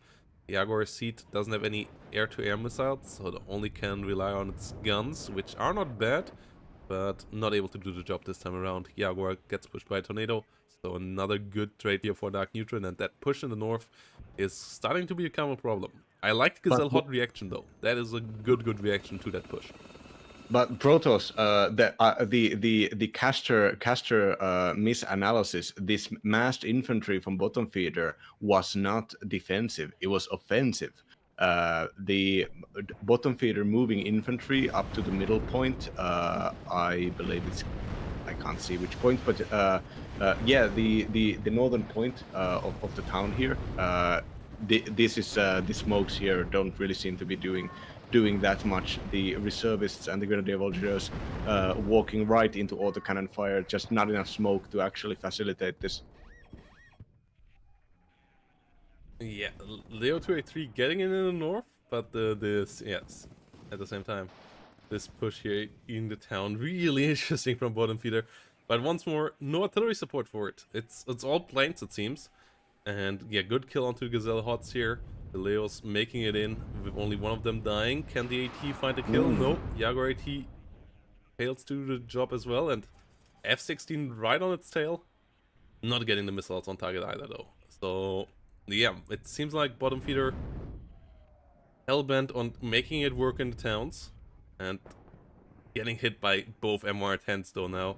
Those grenadier volunteers are going nowhere, and I really don't get it why we don't see an AMX L1 here. Like, if you play the French tanks, that's one of their strongest tools, that autoload artillery piece, so please bring that around and use it here. Yeah, but people get they have the sunk cost fallacy when it comes to air. You buy some air and you think yourself, this is an air deck, this is an air division, this is I need to have the air counter. So then they lose a couple of planes for bad luck or bad micro, and then they feel like, no, damn it, I gotta start doing this correctly, and then they buy more air. And if they took some of those points and invested it into artillery, they could get more actually done with them. But the way you're playing is not really thinking about the larger strategic context. You're really just thinking, damn it, I want my AT planes to be up. I want to have the capacity to delete those planes whenever the situation arises. Now with the smokes technically driving Dark Neutron out of this point here, but really the front line here is so wide that I think any kind of risky plays towards Echo here will just be countered by Dark Neutron's Panzer units down south, moving in and attacking some kind of a flank. Yeah, so in the many meantime, Gazelle Hot pushing back the units in the north, killing off the Leo 283 leader there. So bottom feeder will be able to stop the take in a second again, though it is Dark Neutron currently in the lead, so capturing Echo here is necessary for bottom feeder to try to get back into that lead position that bottom feeder for sure wants to play from. Gets the conquest there, AMX 30B2 on the way to conquer X-ray again, and then we will have a +2 take here for bottom feeder in a second. But at the same time, the smoke in the center starts to go away again. Jaguar AT gets shut down. Eyehawks just too strong there. Good Eyehawk micro so far. The seed plane's not really finding any value, and yeah, we see the MR10s constantly firing. Once more here, aiming into the infantry in the middle. It's only reservists right now, so they are expendable. Like, it doesn't get more expendable for the French than that, but still over time the MR10s will get a good kill list against them as well. Yeah, Jaguar AT getting traded against a Leopard 2 there, and how many Jaguar ATs does 5th get? Surely no more than 4. I think it's 4, yeah. And meanwhile, MX-10 RC coming into the middle, getting the Unimog killed there. That's a nice kill, but the more important part is now the counter push in north. The smoke clearing off. Reservists don't have any AT weapons. That's why they're so expendable, because no AT found on these guys. They're also easily suppressed, so then even the Panzer Grenadiers start to take good trades. So it's down to the AMX-30s to stop that push. There are 5 of them around now. If they take 1-by-1 engagements here, they can overwhelm the Martyrs. But if the Martyrs can get Milans on top of them from everywhere all at once, and that seems to be what's happening right now, the AMXs are quickly overwhelmed as well. And yeah, one of them already going down, 2 really low, 3 really low, 2 down, 2 low, 1 still at full hit points. That's not a good amount of forces left here for Bottom Feeder. Has to smoke off. Got a couple of kills on the other side, a couple of Leos, a couple of Martyrs, but the situation is in the hands of Dark Neutron here again, I think. Yeah, the masked Martyrs survive a single shot from the French guns, and the Milans do very good damage against the AMX-30B2s. Also, Martyrs are 50 points, and AMX-30B2s are 135. So it's not the trade here. Trades points-wise are pretty clearly in the West Germans' favor.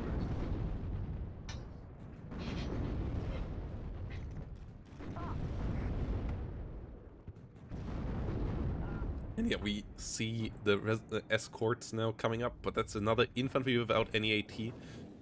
It seems like the Grenadier Voltigeurs, the supply of those nearly out of forces by now. We see a couple of Milan 2s now being brought around, but the strong AT weapon infantry, it's basically all dead by now, and that's a pretty bad spot to be in here. 6 minutes remaining. Bottom Feeder still on a +1, still in the lead here. That's the sliver of hope I would see it for Bottom Feeder here right now. Might be barely getting above the 100 point advantage mark here. Oh, it's so close. No, it's only 92 points. So that would be a draw, I believe, if it goes to the end of this. But also, Dark Neutron with way more forces on the battlefield now. Just needs to go, though. Like, 5 minutes to go. Needs to capture a point somewhere here for 2 minutes to turn it around, so has 3 minutes to get there, or needs 2 points for a minute or so, but needs to go eventually, and I think that's Bottom Feeder's biggest achievement so far, keeping Dark Neutron pinned down in the south, where so many of the units are sitting for Dark Neutron, and they are overwhelming in forces, but in a way worse spot, and Bottom Feeder still has enough infantry in there that you just can't move through the town. But if Dark Neutron would go down the railway embankment and then just pivot north to capture the both of the rear zones there, and that's what we seem to see now, I think he's in a really good spot. There we go. Martyrs and Leos on the go. Iltis leader going to follow up in a second. There's more and more Leos there pushing up. Would like to maybe even see the helicopters moving around there. I like the Gazelle Hots here. Bottom Feeder just full on defensive play style here now. But Leo 2A3 starting to take the first shots here onto MX-10 Hots, getting the first one killed. Oh, getting hit by the missile last second there. Quite unfortunate. But yeah, the situation here, not great for Bottom Feeder's units, and really needs to hope that he can keep the point taker here alive. Maybe sniping the Iltis leader. If he has still some planes, the Iltis Führungs, I think, is a really great target. But let's see if that actually can happen. Yeah, the Gazelles just need to fly on the northern side of the railway embankment, and this attack is toast. But the hitting the missiles kind of one by one, not having. Okay, now the Gazelles are opening fire on the very concentrated blob of tanks there.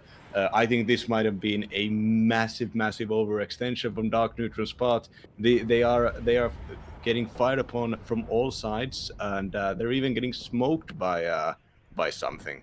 The Gazelle Hot here coming in a bit too late. The Gepard coming a bit too late against the Gazelle Hots. Taking out the first one, taking out the second one. 2 more remaining in the rear. One of them nearly out of ammo. But yeah, the Gepard should have come with this push from the get-go. The Jaguar Seat, ooh, if that can fight the Gepard, it can fight the Gepard. That's a massive hit here.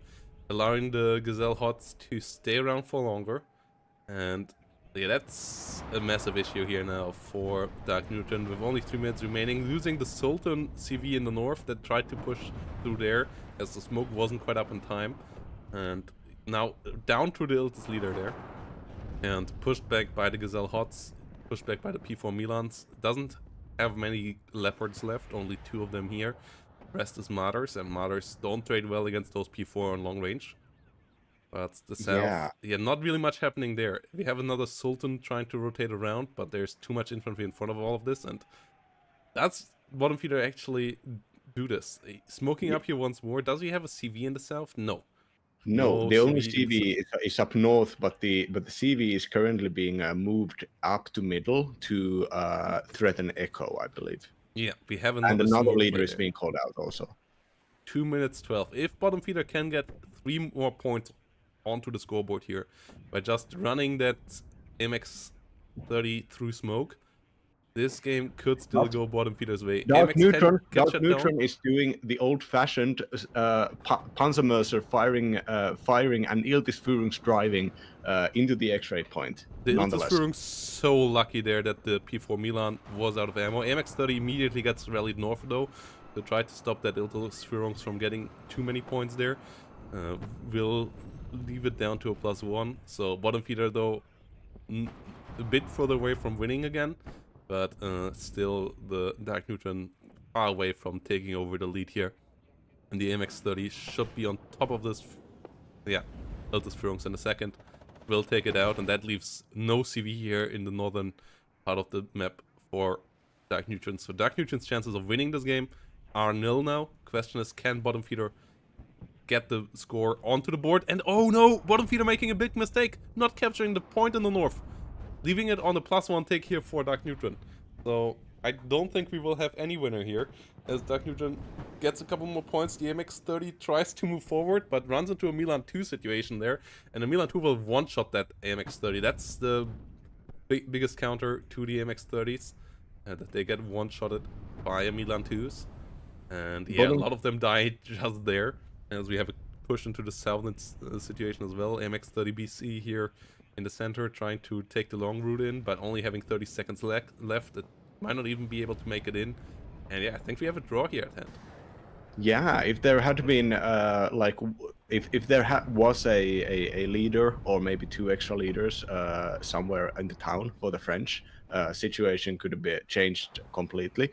Just these smoke pushes are so difficult to stop immediately, so crawling back a couple of points was absolutely possible, but having to wait for the slow tanks to move out there, I don't know if that was just a bad decision making, if there was a bad just not really fully realizing what's going on there, not really looking at the timer, but nonetheless, draw is what we get here, and bottom feeder showing us how to do infantry all ins, and even against divisions that have better infantry tabs, or at least larger infantry tabs. Yeah, a wild game here. Forcing Dark Neutron into fights that Dark Neutron really shouldn't have taken, and somehow Dark Neutron still getting out with the kill list. But bogging him down long enough, bogging him down for 40 minutes, so that Dark Neutron never could get that kill advantage into an actual point advantage here in the end. And yeah, Dark Neutron then, with that push on the north, a bit over eager, not bringing in any AA. If that Gepard would have come with the push, I think that would have ended the game, but the Gazelle Hots there coming in really hot, pun intended, to stop that push that in its tracks, and getting bottom feeder here to draw in the end, which I think is a bigger win for him than it is for Dark Newton, and a bit of a lost victory here for Dark Newton in the end.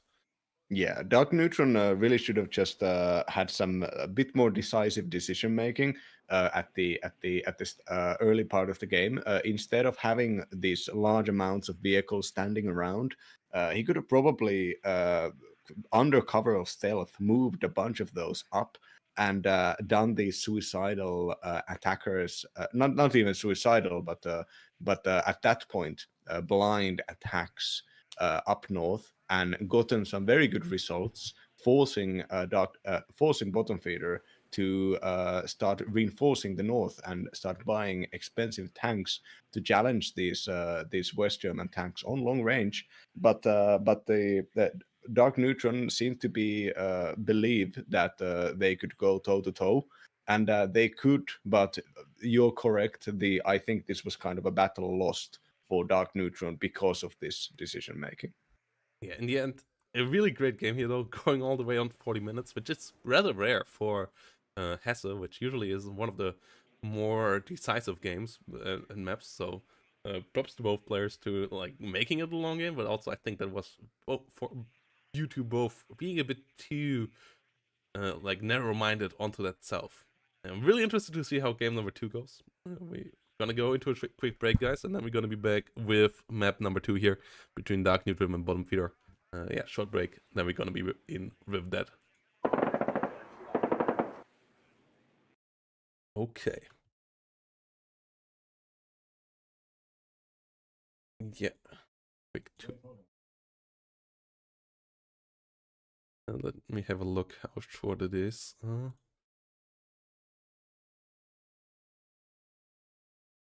2 minutes is fine. 2 minutes is fine. Gives us.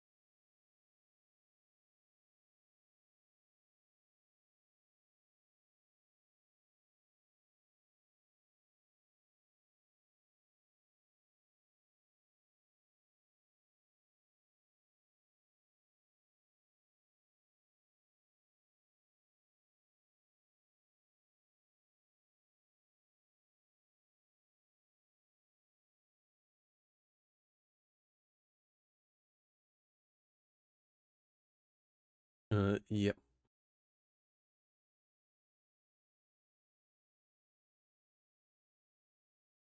Okay.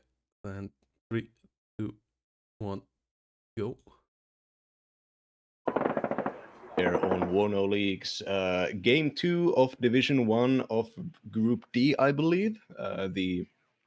We're seeing the Australian Dark Neutron on second Panzer Grenadier going against Bottom Feeder, this time on third Armored Division.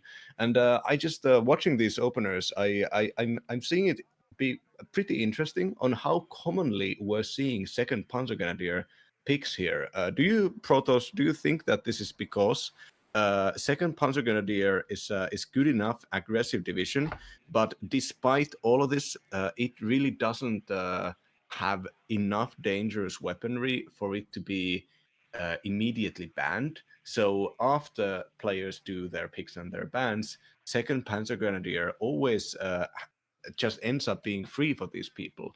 So second is just pretty reliably played here.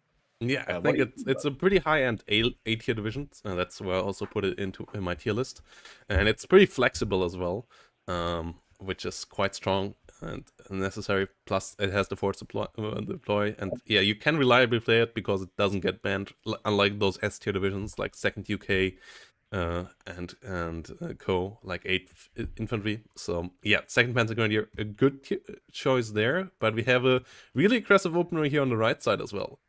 As we have a quick fix, and we have 2 Cobras plus an F-15 from Bottom Feeder. So Bottom Feeder here with an all-out attack here against Dark Neutron. Let's see how that can be held off by Dark Neutron here in that game number 2. Yeah, the heavy investment into FS Jaegers should generally pay off as getting 3 points on Delta and Charlie, but third US buying the 2 Cobras here. Cobras are and helicopters in general are the hard counter to forward deployment infantry, especially in second where they don't get any forward deployment and the air.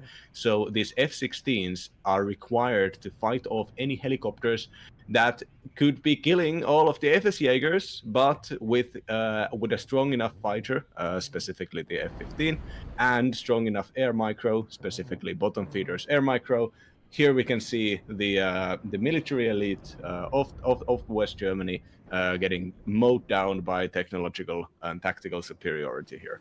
Yeah, the So F-16 here trying to come around once more, but the Cobra really already did the damage. Tornado now coming around. The Gepard at least pushes the F-15 back before it can find a second kill, but not able to kill off the F-15 there. Tornado coming in for the Cobra here now.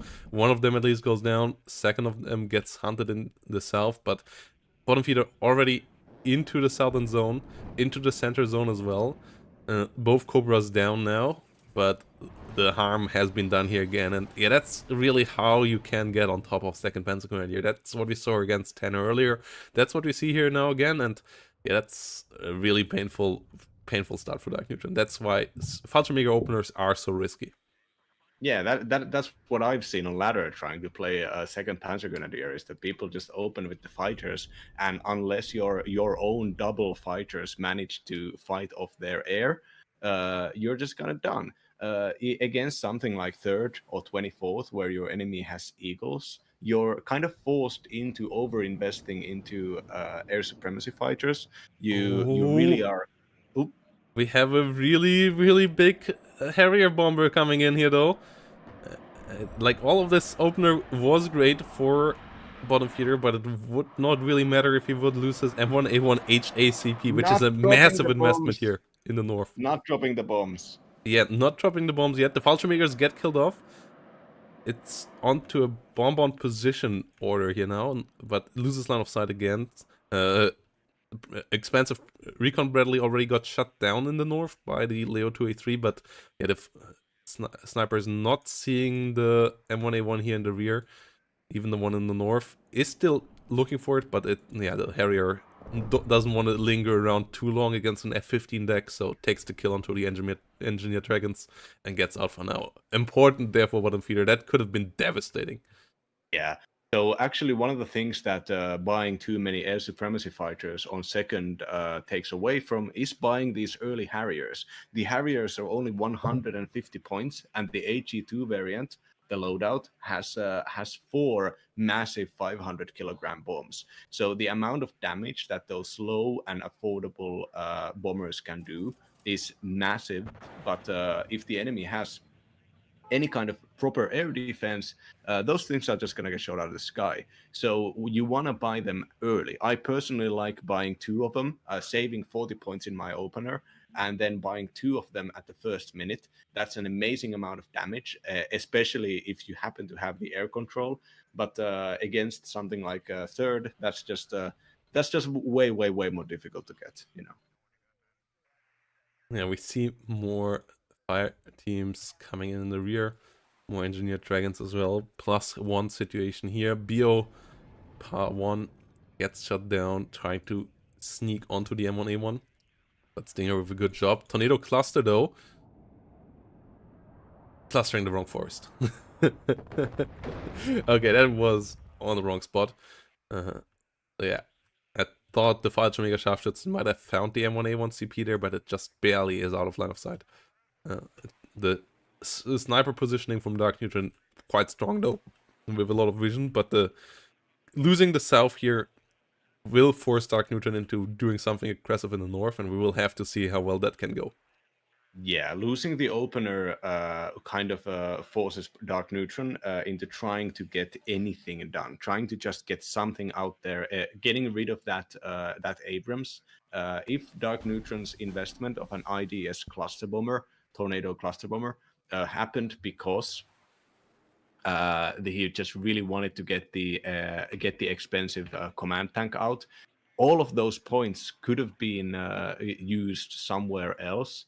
And that somewhere else in practice means that bottom feeder has these trains and trains of Bradleys coming out and chaparrals and infantry units to fortify all of this area. And suddenly Dark Neutron, playing the lighter, more nimble early game division, is having to attack against a negative tick against third US and not really getting any trades, any kind of the chance to start out the air snowball happened and I think it's not going to come back. We see another Harrier HE here coming in for the Engineered Dragons. So that one at least most likely gonna die, but there is 4 Stingers there already, and Harriers going close to them with the dive bomb will be potentially shot by all of them. At least 3 of them will get their missiles off, 2 of them on close range. Harrier does survive for now though, but we have an F-15 sharking around as well. The Tornado and the F-16 in the wrong angle to protect it here. And F-15 will be out before any of them can get close. Harrier gets downed. Stingers here once more dangerous, and yeah, that's not the air engagements you want to take. Trying to do air focused play as 2nd Panzer Grenadier against 3rd US is a really risky take. If with all the F-15s that they can get, trying to play that game is a really, really scary one. At the same time, M1A1HA comes out to play again, hits the Leo 2A3 really hard. Gepard's trying to disengage, Jaguar coming around, but being shot by the Bradley at the same time. Good smoke there from bottom feeder, and the Bradley would one-shot the Jaguar, so it needs to get the hell out of there. Will survive at least for now, but big push actually coming in from bottom feeder in the north as well now, and it's a +2 already. Might be a +4 there, as I don't see how Dark Neutron can hold that point right now. Yeah, and down south, Dark Neutrons, Pioneers, and Martyrs moving up against a well fortified American engineers already, and the Leopard 2A3, the Command Leopard down south, really just seems to be wasted points at this point. No way you're getting that. Yeah. No way you're getting these units anywhere near, and then have preferential engagements with them. The opener's rough. here. The opener's really rough. GGVP being called by Dark Neutron. Bottom feeder taking it 3-1 here with that draw in the first game, and really getting back onto the scoreboard after the loss against Berthex in his first game. So important victory here, keeping the group really open. And yeah, Dark Neutron not with the right opener. They're bringing in the cluster tornado, which got killed off by the F-15s there in the end, and I think that's what made them tap out there, because if you can't get that M1A1 HA and the Bradleys and the M1A1 push you out of that northern point, pushing back in there with Leos is just not gonna happen. So yeah, GGVP, the Cobras did the job together with the F-15 right at the start, and yeah, really showing the vulnerability of 2nd Panzer Grenadier to such kind of shenanigans, and why you should not always invest into that forward deploy that heavily. Like, that's a lot of investment to forward deploy. Sometimes you should just go a bit lighter and be a bit more focused on actually being able to protect your stuff.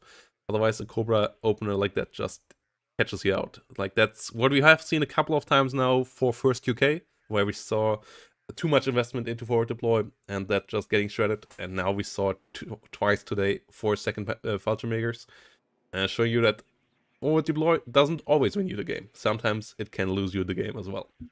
Yeah.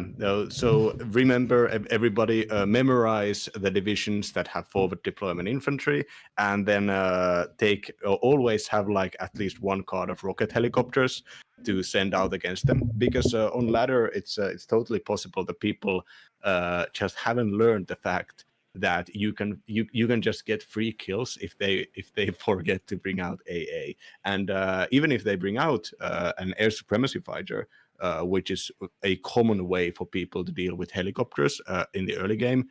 If you buy a helicopter and an air supremacy fighter, or maybe even 2 air supremacy fighters, suddenly the early game can just be yours, even if your division isn't designed to have the early game.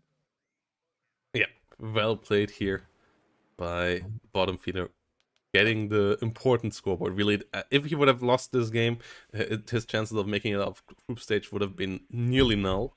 This way around, he makes it all still really exciting. The last game will be against Yukipor for him, which is currently one of the top players on the ladder, so it won't be easy. But we're gonna see how that goes later on in this week, hopefully. And yeah, with that said, quick break, guys, and then we're gonna be back with the last game of the day, which is going to be a team and place games. So don't run away anywhere, guys. We're gonna be back here with another exciting match for you all.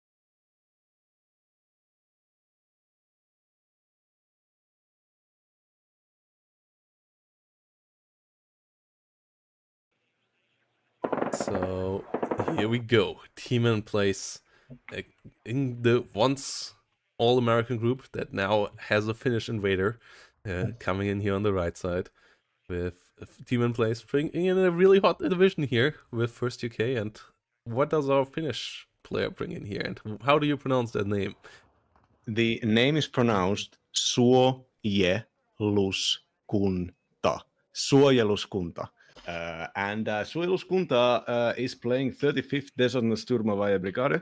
And we're seeing the very common in low level ladder and way less common in Division 1 BRDM2 Recon Rush coming out here. Very, very. I think that actually might be a pretty good tactical choice against the Second Infantry's standard SAS opener, but we'll see how those engagements are done. So the Second UK on T-Man's side will generally always open with at least 4 SAS, often even all of the SAS, 6 SAS.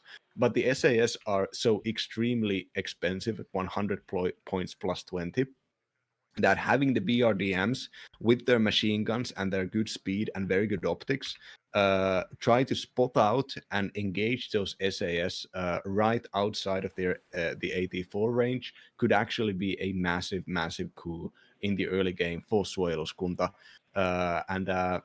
But otherwise, when you see this BRDM2 thing in ranked, it seems to just be like a cheese often because the 50 cows are so good. But what do you think about it? Do you think 35th can waste a whole card of BRDM2s in the opener here? I think it's a decent tactic so far.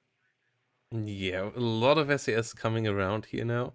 I for a second thought that we would see a crazy air opener here from Team in Place because we just didn't see any further units out of the original 4. But no, it seems to be full on SAS here. And yeah, that BRDM opener gonna be interesting to see. I like the AT guns as well, as like not just AT but also fire support guns there. That can just help out shooting onto the SAS as well if they are too far forward. But it seems a relatively defensive SAS positioning in general here from Teeman, knowing that he usually can win late games, so not fumbling an opener would be a good start for him. And yeah, it seems like the aggression here is all on the side of our Finnish player here with the 35th, but that second UK opener really classic and standard here so far. Like the 6 SAS, we see some airmobile gun group to just shoot down stuff as well. It's gonna be interesting to see if we see some airplay or what the additional play here is from Teeman. Yeah, so the BRDM count has now increased to 8, and this is the point when they can. I'm pretty sure like single burst all helicopters also. So any kind of heli opener from T-Man could also be countered by the BRDMs. And the 50 caliber machine guns from the Soviet paratroopers taking in the positions between Alpha and Bravo, these buildings, excellent long range engagements. For those who don't know, the SAS are weak in one thing and one thing only: long range engagements. They can destroy helicopters, planes, tanks, IFVs, and close range infantry easy peasy, but they cannot fight normal max range more than 500 meter infantry engagements. They get ruined. And these units from Suojeluskunta here seem to be investing in these 1,400 meter machine guns as well as massed heavy optics, which would probably be a pretty decent counter.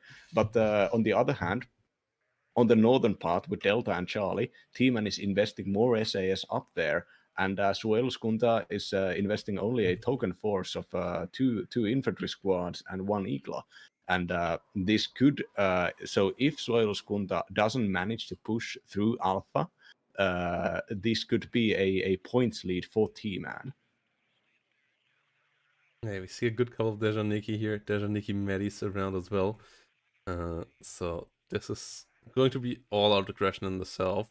Leaves you vulnerable to airstrikes though, and if you get bugged down there, yeah, as you said, Teeman could find value in the north. Teeman really methodical with the putting down units here now, putting down some warrior Milans. playing this pretty slowly in the setup. Like, yeah, really, yes, considering a lot of what is going to happen here. Amber scouts coming down towards Alpha as well. That's on the right side. We see a hell of a lot of Dejaniki really all coming down to just pummel down that southern part of the map. Not even going for the center zone, which we don't see for Team N either though. Like nobody really taking that the usual focus point of most early game battles that we currently see on Vertigo, that town, because I guess Team N plays thinks that he can't take it, so he doesn't go in there. And Silas Gunter doesn't really value it that highly right now, so just doesn't focus on it either. Yeah, I think part of it might be that the importance of controlling a center zone is about mechanized movements and about having ATGMs destroy your enemy's tanks and side-shotting them.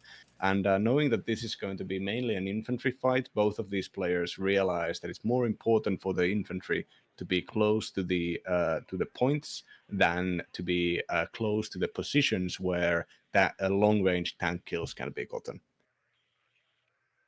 All the NSVs, the 50 caliber machine guns, going in and safely deploying, and the massive amount of BRDMs are now moving into SAS range. Let's see how this goes. There's a Nikki coming around in the north, just trying to at least contest those points. Once we have the double SAS everywhere there. But yeah, the massive amount of units here now rolling in the south is quite interesting. The 50 cults there coming around, actually being even bigger than that. Oh no, no, it's 12.7 millimeter actually. It's the NSVs. Well, it's the BRDMs rolling into the SAS, getting shot though, and not able to stun down the SAS here quickly enough with their own firepower. 2 of them down, the 84 getting 3. Yeah, that's already pretty bad. Yeah, Suojeluskunta is really good at using units to do hard counters, especially known for being a Berlin Command player, and Berlin Command often has a lot of kind of units such as the Korps Z, the Frivillige Polizeireserve units, and such. And in the hands of Suojeluskunta, who understands like one of the best players in my opinion, who understands the prices of units and the trading capacity of units, and thus this opener here losing Desatniki and a bunch of BRDMs, but getting a good engagement against T-Man. T-Man very like running out and trying to take distance in between themselves. And T-Man not buying artillery yet, but reinforcing with more infantry. Yeah, SAS here do survive. That's super important. Every SAS that you can get into the mid game is a massive asset there as well, thanks to their stingers, shutting down enemy airplay for a bit longer. And air and helicopter play obviously super important for 35th, so you want to take the SAS out as quickly as possible, and that doesn't happen here. Like the BRDMs, if you trade 2 or 3 and then kill the SAS, that's actually not terrible point-wise. It's still not efficient card-wise, but it's not terrible point-wise. But the SAS survive, and that makes this a terrible, terrible start here in my eyes for our Finnish player, especially because he's caught out in the open at the moment. Like, the forest wasn't captured, the Milan 2 really helped stopping that, and the warriors and the armored rifles actually still control the left side forest zone, so this assault, in my eyes, kind of failed already. Yeah, too much counterplaying can lead to something like the warriors having just good engagements when 2 warriors shouldn't necessarily be able to do that much. But a T-Man smoking, saving them from the Conquerors, but the Conquerors being out there, Conquerors is likely going to get taken out here sooner rather than later. 4 more Conquerors cars coming from Suojeluskunta to likely try to exploit the southern the southern forests in which fastly transported ATGMs can challenge T-Man's reinforcement route. T-Man saw all of the movement in the south though, has already a ping onto the Dejaniki and the Rachvetka there. Meanwhile, the warriors in the center doing a really good job with their guns and using their smoke amazingly there, protecting themselves from the ATGMs, whilst keeping on firing on top of them. The Conqueror's most likely gonna go down before it gets a missile on target here. Yeah, Warriors with a great kill there. And kill of a D44 already as well. Conqueror is now coming around with some more shots here from the side, but not finding the kills yet. And Team so far with a masterclass defense here. Yeah, the Suojeluskunta is trying to counterplay, and we could be getting a kind of a repeat of Tanner early on, just trying to be a bit too smart for their own good. But the game is, despite Teeman having the points advantage here, 2 Nonas being brought out by Suojeluskunta, and considering there is a bunch of units here and even some maneuver potential, if these Nonas can get key kills, I don't think it's impossible for Suojeluskunta to take out the Alpha, at least neutralize the Alpha point. But with Challengers, 2 155mm howitzers, and the rocket helis being out here getting resupplied, a lot of firepower suddenly on board for T-Man, and a lot of the firepower is not as immediately counterable as the SAS opener is. Yeah, good kill there of the Lynx rocket in the south onto the Dejant Medis as well. Keeping the Lynx rocket alive. Now having the Airmobile Pioneer that can one-on-one fight the Redgar quite easily in the forest. And armored rifles staying still defensively there.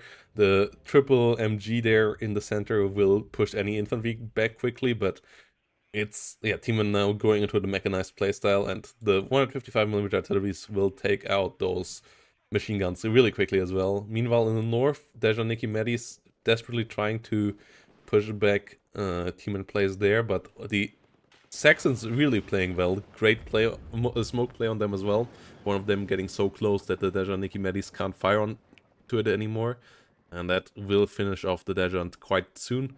And then we have Teeman plays in full control of the northern area there, whilst we have an interesting push into the center here from Suojeluskunta with the D44 AT guns just being unloaded in the middle of the open field there. Yeah, so with the hoping maybe that the rheostat with the radar exceptional optics can spot out enemy infantry units, and that the cheap 55.85mm guns can provide fire suppression, fire support. They do have good rate of fire and pretty good AG, but the SAS is hidden behind the first building, so no fire support can be done for now. Yeah, we see Dejaniki and a lot of Dejant Zaparis there coming in, which are only 5 hit points. So they go down quite quickly if they get caught out by airmobile gun groups with their 3 MGs or the SAS with their great CQC firepower. But if they can get in satchel charge range, they are pretty efficient in that regard. Meanwhile, artillery in the center firing on both sides. The first MG here most likely going to go down there in a second. The Nonas so far trying to counter battery actually, but they're not great at that. On the long ranges, their accuracy starts to be a bit lackluster. Saxon in the north catching out the Conquerors here. Conquerors trying to set up to fire. Most likely going to be able to do so, as the Saxon not quite having the killing power, but gets the Conquerors already pretty low. And yeah, it doesn't look so great for the 35th right now. Not really getting to the win conditions of 35th so far. You see a MiG-27 with an LGB coming around, but hitting an airmobile Pioneer, I'm not sure if that's the most valuable targets there for LGB bomber. Yeah, so hold on. I think I might be 30 seconds up for some reason, so I'll be waiting for a moment for the game to catch artillery up. Onto the 155mm artillery pieces here. Phantom trying to come around. Meanwhile, up north, the big Dejaniki Saperi push coming up against the SAS, against the airmobile gun groups, will get in there most likely in a split second. SAS at least pushed out, but once more Teeman keeping them alive. And yeah, every time you can keep these SAS alive is so valuable. They're a 100 point infantry unit, so yeah, and if you can resupply them, they're really efficient in repairs as well. The D44 is doing a good job there fire support wise, but they're obviously a prime target for artillery and other shenanigans as well. Their artillery now focusing onto the north. Yeah, the Nona's not able to take them out, And the issue with the Nonas is that they only have 18 rounds, so you need to get supply to them quickly. Yeah, I kind of get the Descent Saperi idea here. If you think about Suojeluskunta as somebody who gets units out there to kill counter a specific enemy unit, like one SAS is 100 points. So like they can a 3 Saperi going against one SAS on close range. The 3 Desert Nigga Saperi are going to win, and they're even going to be cheaper. But outside of these close range engagements against this Saperi, against this SAS, I'm not really sure those things are going to trade up that well. But if you have the Desert Nigga Saperis out there to kill the infantry, and then you can bring out the Akula, and the Akula, well, that can probably kill heavy tanks. But despite this, T-Man's Javelin LML and SAS still out here, so not a safe territory for helicopters. Yeah, the SAS in the center though now, in that delta point, all dead by now. The D44 is really helping out there. That fire support really paid off. It was a ballsy play to just unload them in the open field. If the artillery of Team in Place, for example, would have reacted faster to that, they could have all been dead by now, but they did the job. Milan 2 goes down as well. Akula still flying around as well, getting immediately hit by the SAS, though needs to evac out ASAP here now, but oh, no micro on it yet, and it goes down to the second SAS. Oh no, that is devastating. Losing an Akula like that immediately after you brought it in without getting any shots out of it, that's just really, really painful for 35th. Yeah, and lore-wise in WARNO, I believe that's like one of the 2 existing Akulas in the world. So not getting a shot out of it, it's extra sad if you know the lore. The Suojeluskunta having the bottom down south, there is a good tactic that I like, which is having the 3 Desert Nigga Conquerors be in the back forest so that they can move out. They can't be spotted realistically by anything, but they can move out fast to any kind of engagement and position to engage enemy attacks. So I think that's smart. That's something I should probably do instead of just positioning my cars into strategic positions and then letting them sit there. But also, I'm not like rank 5 player. I'm a rank 50 player, I think. Yeah, D44s here now opening up against the armored rifles. The D44 play here still continues bringing value, but the infantry units are exhausted here by now. For Suojeluskunta in the north, we have one Dejan Saperi and one normal Dejan Niki that are both already pretty low remaining. The UAT's Conquerors there actually getting some decent value, killing off a couple of infantry units on the other side, but more infantry reinforcements are necessary, and they are coming in. 5 Dejan Niki is there to reinforce the north. LGB Bomber coming around as well. Actually hunting down a Rover Milan. I don't think that's a valuable enough target to hit with an LGB. Like, SAS are valuable targets, Challengers are valuable targets, and then maybe some AA pieces that you want to shut down to allow your helicopters to come around. Everything else I don't think is really worth a MiG-27 LGB here. Yes, and it even gets shut down there flying over the SAS. That's why SAS are so scary. They don't just have Stingers, they have Stingers with 3 veterancy, so they are so accurate, have quick aim time, quick reload time. They're really just absolute monsters. So far, obviously, even if this point tick wasn't happening, I would say that this would be a pro team-man play situation. Suojeluskunta lacks oh no, and the bunched up D44s finally get punished. Jaguar coming in there with the run, getting the kill. As the Iglas try to get on the way out, and they miss the second 2 hits onto the Jaguar, but the 4 damage of the Igla leaves it at 2 hit points, and oh, that was devastating. Yeah. Oh no, the Desert Niki maybe not fortunately losing the Desert Niki for a motorized air mobile.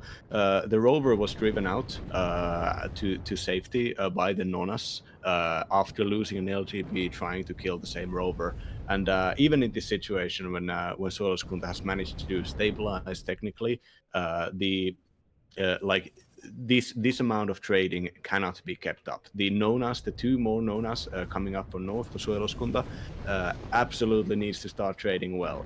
The amount of Saxons, of fast transported infantry, amount of air mobile scouts, which have 4 machine guns, air mobile gun groups, which have 3 machine guns, motorized air mobiles, which have 2 machine guns, and a Carl Gustav, so a long-range AT weapon, supported by 2nd UK Air. This the trading situation here for these kind of elite light infantry formations is just going in T-Man Place's favor as well, and T-Man even despite being a light infantry formation, T-Man gets, I think, maximum of 3 cards of challengers. So like 6 challengers at vet 1 or 8 challengers if they're vet 0 plus the leaders, of course. And these 0 vet challengers on long range, even though they will take the cohesion damage, they're gonna be a problem to take out for any kind of an infantry division, especially now that one of the LGBs, any kind of airborne division, especially now that the LGB bomber was killed, and the Akula also. Yeah, the Fito links here, to be honest, just style points for for Team in Blaze. It's not necessary to have the top attack helicopter against a deck that doesn't have a single tank in its ranks, and that only has 2 hit point true frontal armor units that could be one-shotted by any of the normal Hell Arm Lynxes.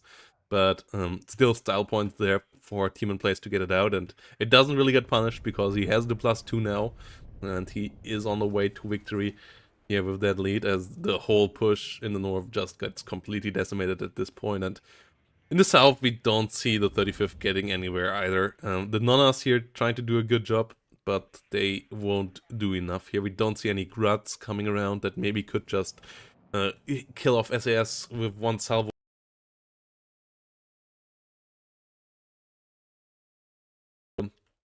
A lot of people don't value that Grat in that deck. Like, we see Gruts in every other deck, but people sleep on the silent artillery spam deck that is 35th in my eyes.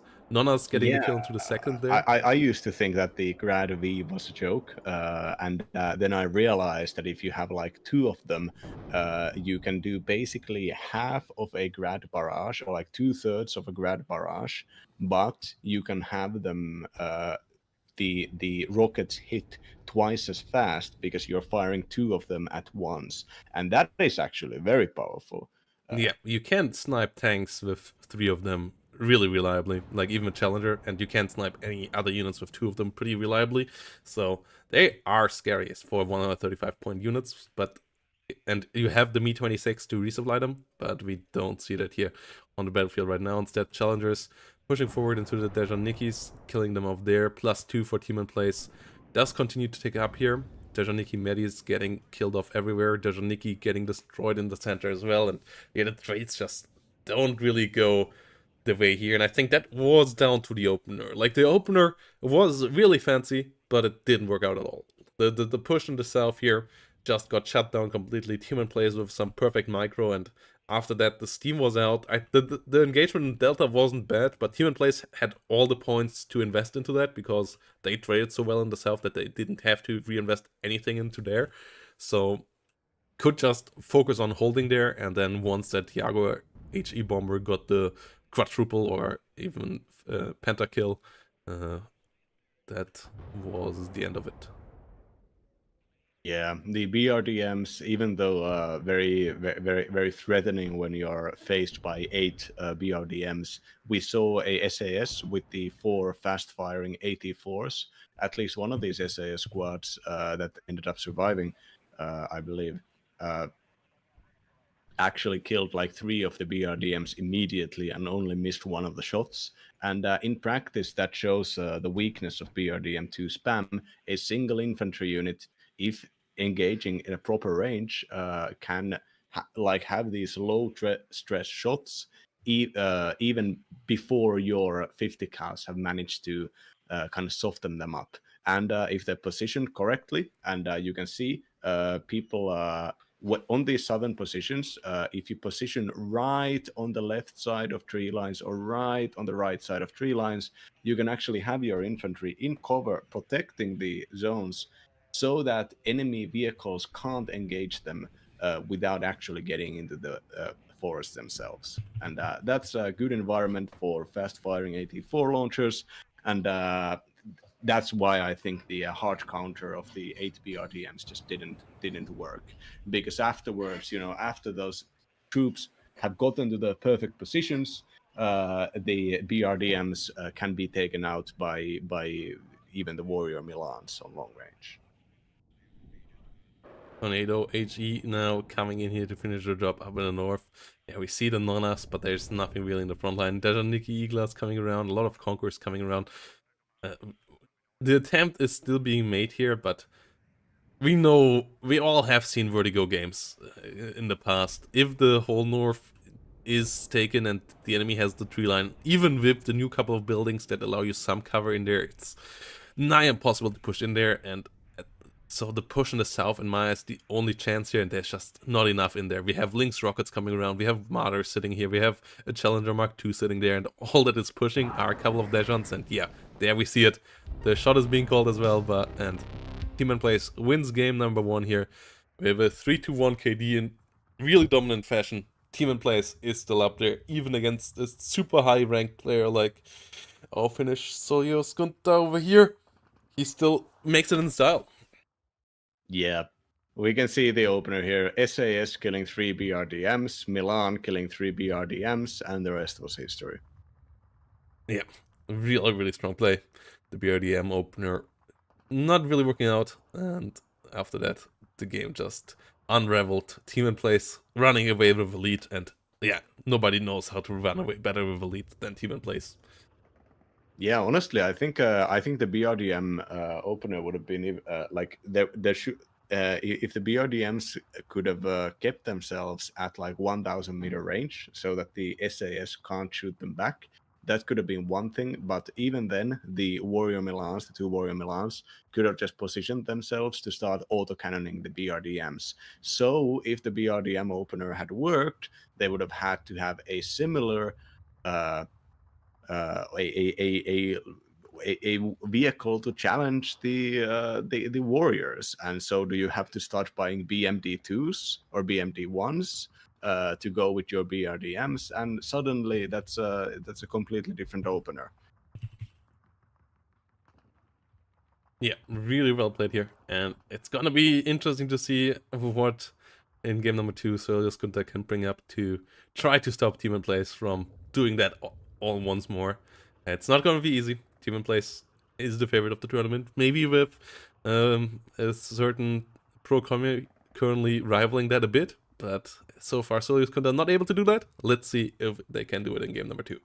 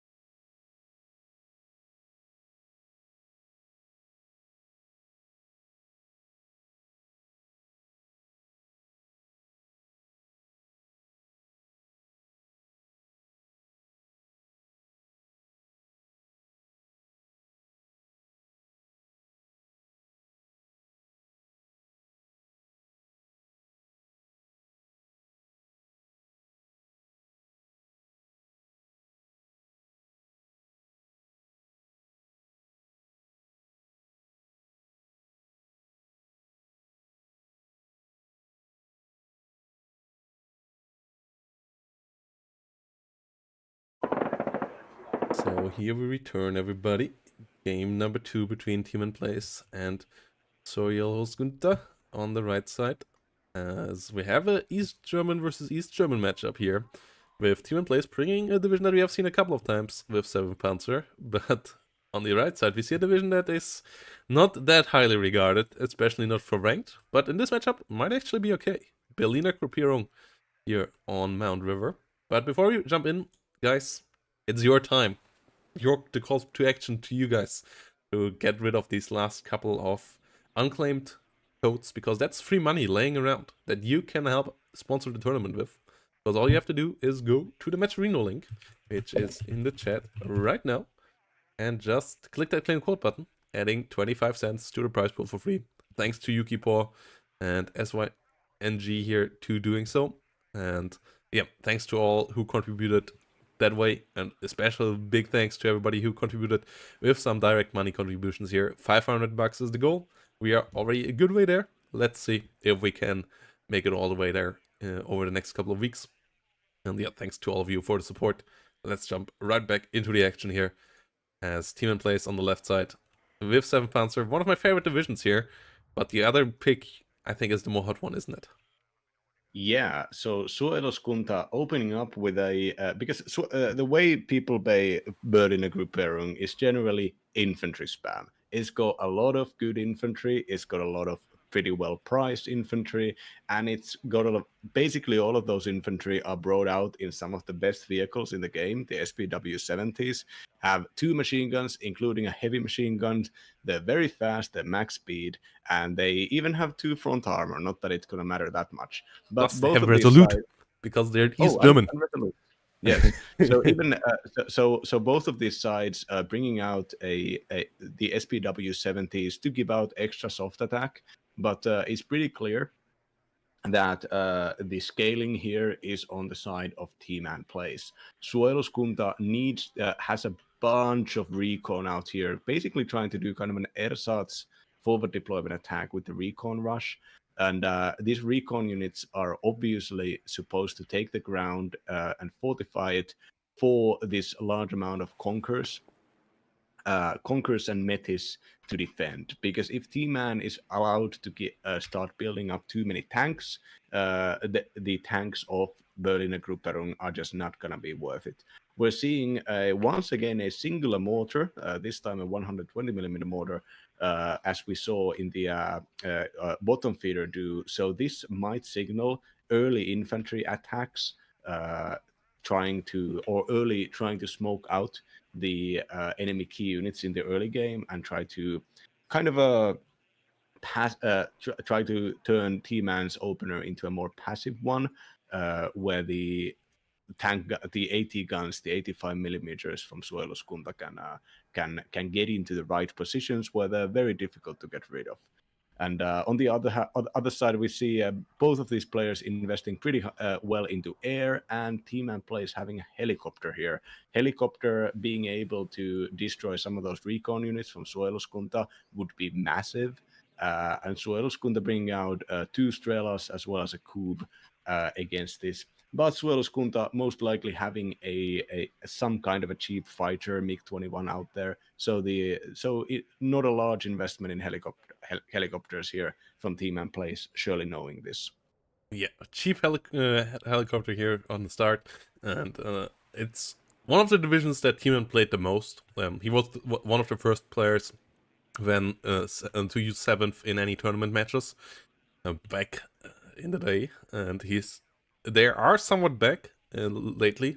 They are not as strong as they had been in the past at some points, but they're a pretty decent division once more after 4 bans on some maps. And yeah, we see some T-72 action here coming around. We see some Modschützen coming in as well. The Spezialaufklärer making it to the center the quickest, and the Wachaufklärer here being pushed back by that Hind. The Mi-24D already doing the job here, starting to fly low as well, aiming down the road. Gonna make it a bit annoying here to get into that X-ray point for Berliner Gruppierung. And so far, no fighters in sight to deal with that unit. Yeah, if Suojeluskunta doesn't manage to get these close range fights here, this could become a long range kind of a more passive game, and that would absolutely favor the armored forces here on the west instead of the interior ministry troops of Suojeluskunta. Yeah, Conquerors here now getting into engagement. Wachschützenaufklärer in a nice recon spot. Motorschützen Matties pushing forward. If they can get into good points, they can zone out enemy tanks decently. And BMP ones can't really do anything against them. But the question is, will they be able to hold out there in the center? T-72s now engaging against the SPW. Getting the kill there. Matty's finding the retaliation kill immediately as well, though. And we have the big push with the smoke now in the south.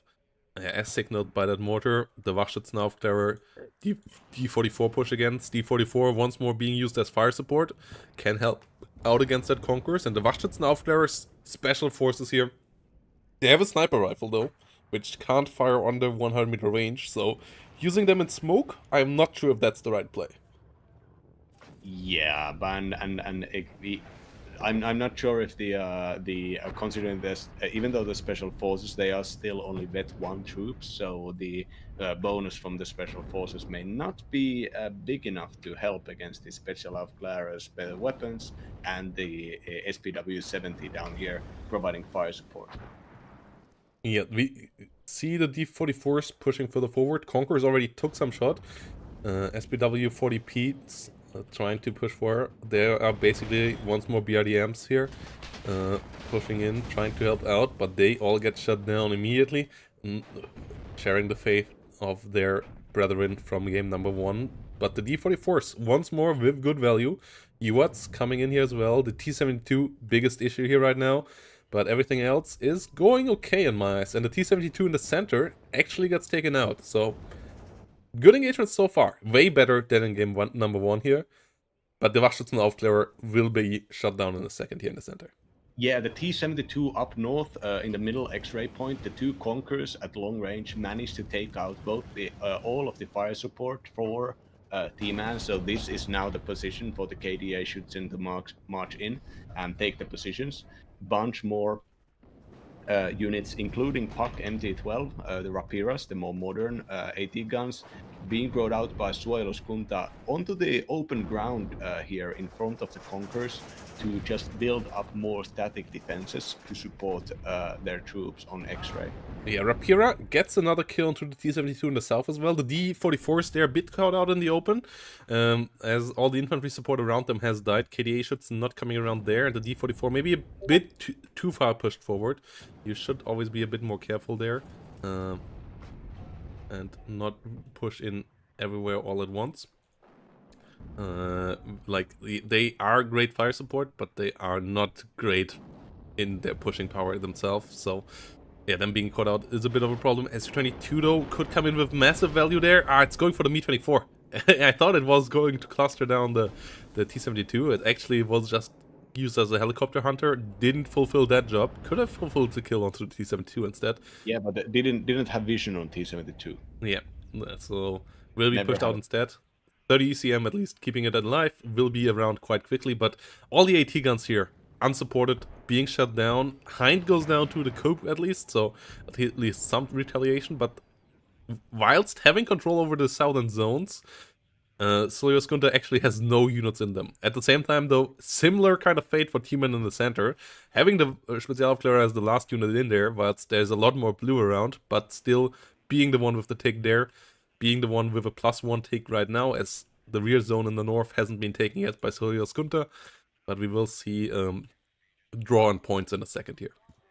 Yeah, we're seeing something I hadn't realized. The Maljutka P missile car has 18 ATGMs, which suddenly make this a very interesting unit for 50 points. Earlier I thought this was overpowered for 50, underpowered for 50. So T-Man sending out currently has 4 T-74Ms on board, 2 of them down south and 2 of them going up to middle. They're going to go head to head against this stacking of AT guns for Suojeluskunta, as well as the Conkers. Conkers are going to get refueled before the engagement happens, and there is even an extra metis out here to defend against any tanks trying to push. So far, I doubt the T-72s will be able to just head-on destroy Suojeluskunta's attack here. But 7th Panzer does get both very good air as well as pretty decent artillery to get rid of these things. And Suojeluskunta certainly knows that any kind of an investment for T-Man into artillery will turn this game all around and force different kind of gameplay. Like you can't hold your AT guns on the open against tanks if your enemy has artillery, and the artillery is coming out right now from T-Man. Yeah, Rapira's here trying to get some nice kills into the south at the same time though. Getting a good stun onto the T-72M. We have a cluster bomber coming around, trying to hit units coming in the rear here. Coop though, oh, missing with that shot. And yeah, cluster bomber run actually dealing a lot of damage to those Sicherungs as well, but not quite finishing them off. And the Coop does gets the kill in the end here.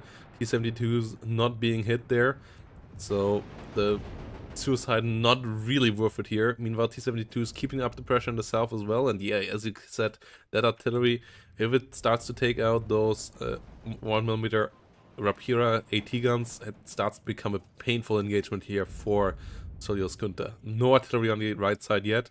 Berliner Gruppierung gets a decent amount of artillery as well, but currently obviously just focused on bringing in more and more units here instead. Yeah, T-Man has a currently +4 tick. Suojeluskunta is bringing out an UAS to the middle, and to stop this tick, the middle point is 2 points, and whereas the points down south are both 1. And Suojeluskunta does still threaten the southern point as well, but as long as these 2 T-72s are allowed to stay alive here and provide long-range fire suppression, no way are the Berliner Gruppierung troops getting into Papa. They need more equipment there. Likely, actually, they would need a strike fighter or something like this. Yeah, T-72 sitting around here. Sicherungs coming in, BRM-1 rolling in as well, whilst we have double artillery by now for T-Man, just being focused on shooting down those AT guns. And yeah, more Mordschützen Medis coming up, but the T-72s now being down up to 4 already. That's the strength of the 7th, that you get relatively heavy tanks for a cheap price. Yes, they have low range and low rate of fire, so they're not great in tank-on-tank battles on 1v1, but that doesn't matter if the enemy doesn't have tanks. So T-72s here, really strong unit in just forcing the enemy to have AT all around or being punished. Whilst if you lose one, you can replace them surprisingly cheaply again. Yeah, and even though the T-72s do have a very, like not very, but pretty slow rate of fire of 8, compared to like standard NATO tanks having a rate of fire of 9, and Vet-1 NATO tanks having a rate of fire of 9 to 10 generally. But the T-72Ms do have an autoloader, which means that the slow rate of fire is not gonna get any slower, not even after getting seriously hit. And this will allow them to keep up the kind of the supporting fire, even if they are kind of slugging it out against Conquerors or T-55s. Yeah, more Wachschützen here now being brought in, a lot of infantry coming in into the south. I would even like to see an RM-70 here from Team Place, maybe to just hit that infantry concentration in the south once more. So there's suiciding in the support vehicle here a bit. Conquerors coming around trying to hit the Ural, not able to find it though there in the south. ATGM's running a bit low here for our player in blue, and yeah, the tick is stopped, but I think Berliner Gruppierung is the one that actually needs to get the tick on again here, as it is the weaker late game division for sure, and without artillery play especially. We finally see some more 52mm artillery pieces here on the side of Sirius Kunta as well could be pretty efficient with counter battery, as Team in Place sold the transports of his artillery pieces. Oh no, it's actually... yeah, right. Those are Selbstfahrerfetten. I Yes, didn't... their name has been changed. They no longer have the Russian terminology of Akatsuya. Yeah, they are Selbstfahrerfetten. They can drive themselves now, so they aren't that easily counter batteried. And So at the same time... the Stasi boys are landing into Papa right before likely the UAS will try to take it over. Massed infantry attack down south here with the smoke to separate them from the fire support. But in a moment, the T-72s are trying to move into positions. Wachschutzen have only a 500-meter range ATGM, which means they very likely won't be able to engage the T-72s without moving out into the open here, and that's a big problem. A better ATG anti-tank weapon, 675-meter range, could have actually engaged there. Yeah, also no smoke here really around, so the machine guns really can do the job on the T-72s together with their main guns. SPW 70 running into that as well. Maddie's finally getting involved. Wachschützen finally getting some shots there on target as well. The RPG 7 VR hits really hard. It has 20 pens, so you don't want to get hit by it too many times. But yeah, the smoke coming in a bit too late with the next layer. A second mortar might have been helpful there to double layer that whole thing. And the Conqueror is not able to get the side shot there, so a good amount of units here going down for blue after they pushed through. But at least a +2 has been won, and getting into that forest would be big as well, as that is a force that you really want to put in reinforcements to be able to threaten Alpha from the side as well. Yeah, that was an excellent example of how the smoke can be used to just completely change the tactical situation. Despite T-Man safely moving those T-72s back, they currently are not really capable of pushing front here.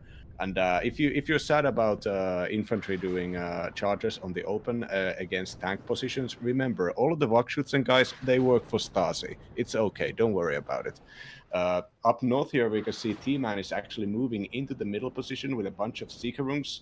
Sicherungs being some of the most cost-efficient infantry units that you get, and they're also the most have a large availability, which is important because when you're playing a armored division like 7th Panzer, you get less of those infantry slots, so you have to compensate by taking low-ranking infantry.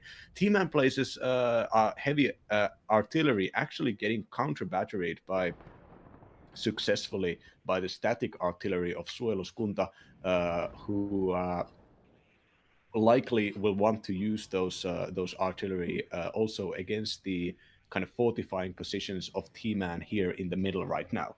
T-Man's troops being mostly driven out, reinforcements coming in, but the two T-72s up north, as the two as down south, are still alive, always shooting, doing a lot of damage. One of the tanks has already fired half of its ammunition against soft targets. Yeah, and the issue for Sirius Kunta in the south was that there was a moment where a jump to Alpha was possible there, but right at that moment, the 152mm artillery finds the UATs with one hit, and that's the issue of UATs. They are unarmored, they only have 4 hit points, so a single artillery hit can take them out directly. That's why sometimes investing that slight bit extra into the BRDMs as a CV is worth it, because that would have survived that hit most likely and then could have gone onto Alpha and gotten a +4 here for the moment, which would have led to a point advantage at this point already. But instead, the push in the south not really worth it, because it would be only a short time push anyways, and currently the infantry rather resupplies here, but it's a lot of infantry just sitting around doing nothing right now, and no CV there really to help them out. Whilst meanwhile, T-Man working on getting the center under control. Good kill there with the Su-22, but good hit by the Coup as well, forcing it out for a long time now. Yeah, T-Man is building up, bringing tank reinforcements down south here, likely wanting to push both down south with the tanks, knowing that the enemy managed to drive them off using the smoke and the threat of infantry. But if you have a large enough front of tanks, you can bypass the smoke at least well enough. And up north here, Team not sending a lot of reinforcements, but the positioning here with the Seekerungs seems to be both kind of very defensive, having these guys in irregular positions to defend them from being fired upon by the artillery, I believe. Yeah, we see Mi-24D being resupplied by the Ural here in a second.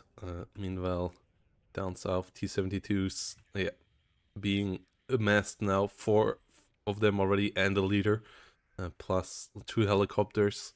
And we have defensive units there for Solius Gunter, but none of them really strong enough to hold out there for too long. Against that amount of armor. Not enough ATGMs around here. We have 2 AT guns, but if the artillery can find them, and it might already be what the artillery does. I know they are focused onto the center zone right now, as that's where Teeman already gets the take from.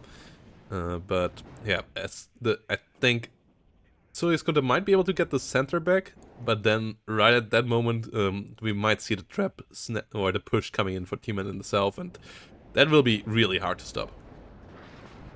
Yeah. So T-55s being brought out from Sueoskunda to the middle, which is just a losing battle in general. But taking out a coup and actually getting taking out a pretty significant portion of T-Man's air defense right there. There is no coup on the board here outside of down south. And I'm not sure if Berliner does get seed planes, but they do get a large amount of good ground attack aircraft.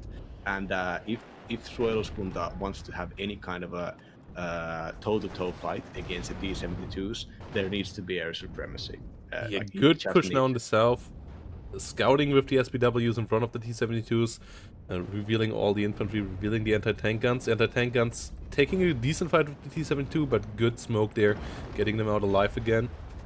And the center, UATS got just sniped a second before it could fully capture the point for Solius Gunter, so the tick is just stopped, not taken over here. No +2 for the player in blue, and that's a problem. Meanwhile, SPW in the south, in the center gets taken out for Teeman as well, so at least Teeman won't be able to capture it back here that quickly, but the southern push still going on, and it's going still pretty decently here with the T-72s. Yeah, just taking, like, even if they take hits, T-Man just hasn't been losing them, so the amount of them is just gonna keep on building up. This is a rare situation for the T-72s, where the 7th Panzer has absolute technological superiority, and when it comes to tanks, so if you just keep growing the tank blob will carry you in the late game.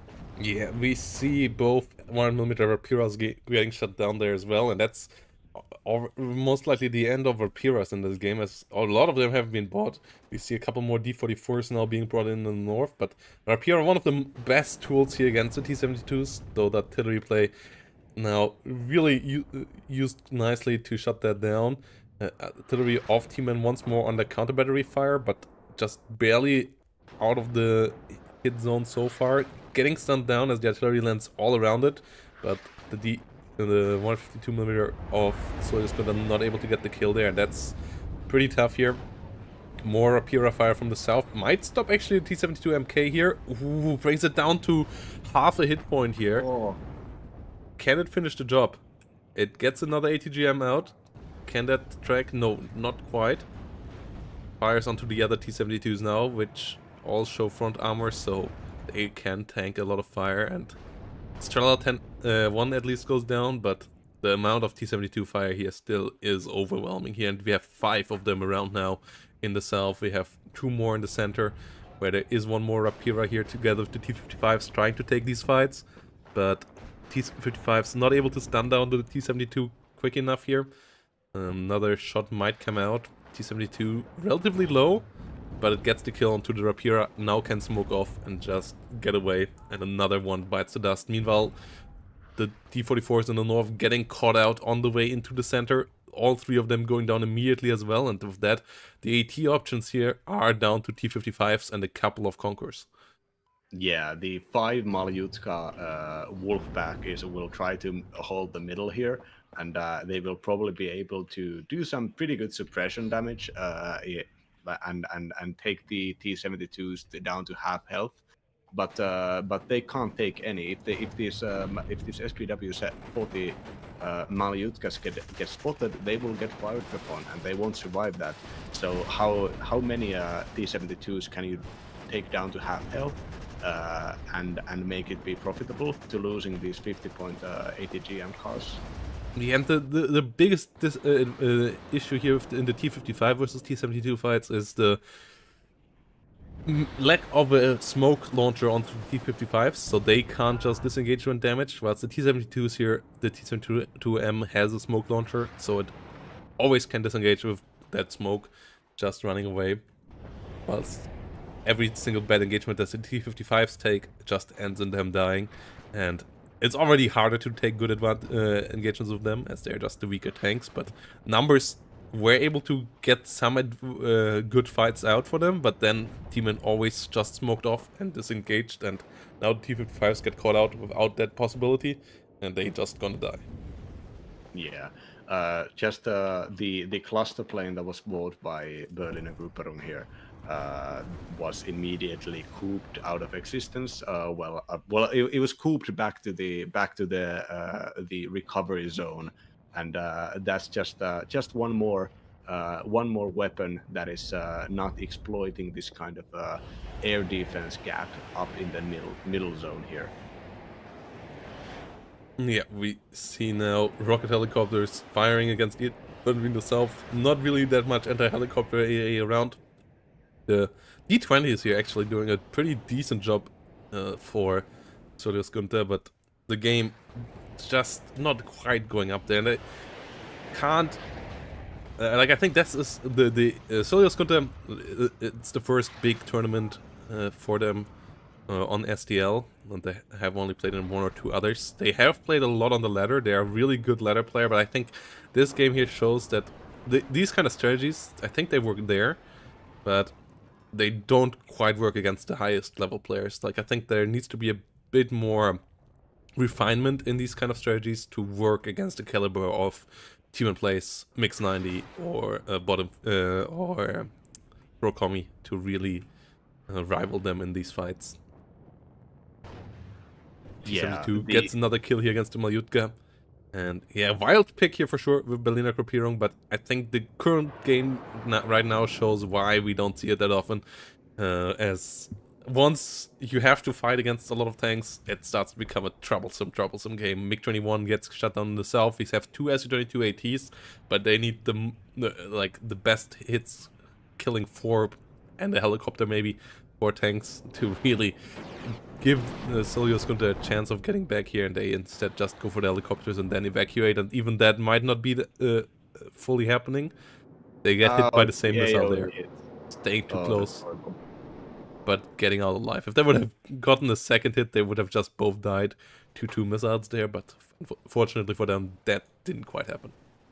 Yeah, I really enjoy the niche that Solius Gunther seems to be putting themselves in, which is kind of being very good at the divisions that are not primarily played, but being like the best Berlin command player, maybe playing with doing these counter strategies with 35th, and playing Berliner Gruppierung with these like infantry smoke openers. All of this is very smart, and I like it a lot.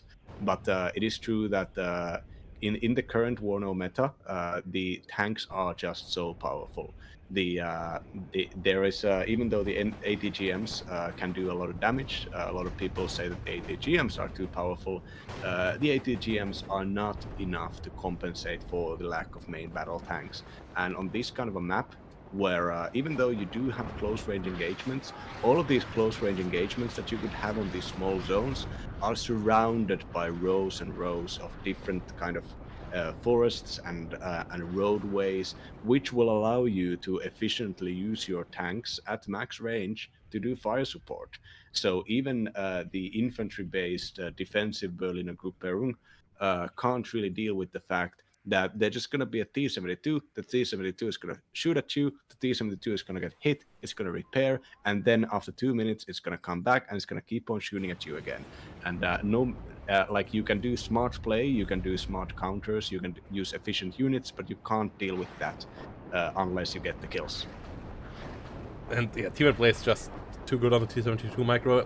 And the way you can force those engagements is by having a point tick, but the fight for the center really well maneuvered in the early game by teammate plays, stopping to Solis Kunta from getting the center zone for any longer period of time, and with that stopping Solis Kunta from putting up the pressure that you need to have to force 7th into bad fights. And if 7th has time, and that's, for example, where Tanner wanted to get into the games we saw earlier, then yeah, you just take the time and dismantle the enemy defenses bit by bit. If you need to push into them because you're on a or like -4 tick, the enemy is on a +4 tick there basically, then you can't be as methodical as T-Man is right now. And yeah, that would be the point where Solis Kunta tried to get in both games, but both times T-Man played a really good opener as well, and that's how this all unraveled the way it did. Yeah, and I gotta say, the T-Man's cubes. T-Man has like an emote in his chat about how badly his cubes work, and but this has not been the case. Like every time the Su-22s come close, they get single shot immediately by the single cube down south. And once again, we saw the kind of slow and steady winning the race. T-Man plays, if anything, is both slow and steady when it comes to kind of standard gameplay. Not taking the Piri Tanner sort of risks, not taking the Suojelus Kunta level of Brain Lord counterplays, but just doing pretty standard openers and playing carefully, finding the good trades, and then when you get the good trades, leaning into them. The meme about T-Man losing the openers and winning the games is real, and that means that if you're gonna try to beat T-Man in the opener, you're gonna need to beat T-Man very, very hard in the opener, and neither of these games did that happen. Yeah, and with that, we are through for today, guys. Thanks for watching. If you haven't followed Cloyd's Twitch channel yet, you absolutely should do that right now. And if you haven't clicked the claim code button on Matcherino yet, you should do that as well. Thanks for 3 more guys here coming in. We are running out of codes, but we are not quite there yet, guys, so consider doing that on Matcherino. And yeah, we're gonna end it here because I have to actually do my real life job now. So yeah, thanks for watching, and I'm gonna go to sleep because I'm on vacation. So thank you everybody, and have a nice day. Yeah, and we got a raid a friend of the channel who's playing the lovely new Elden Ring DLC, so that's gonna be fun. Have fun over at Komaka TV's lovely channel, and I hope to see you all next time, guys. Bye bye.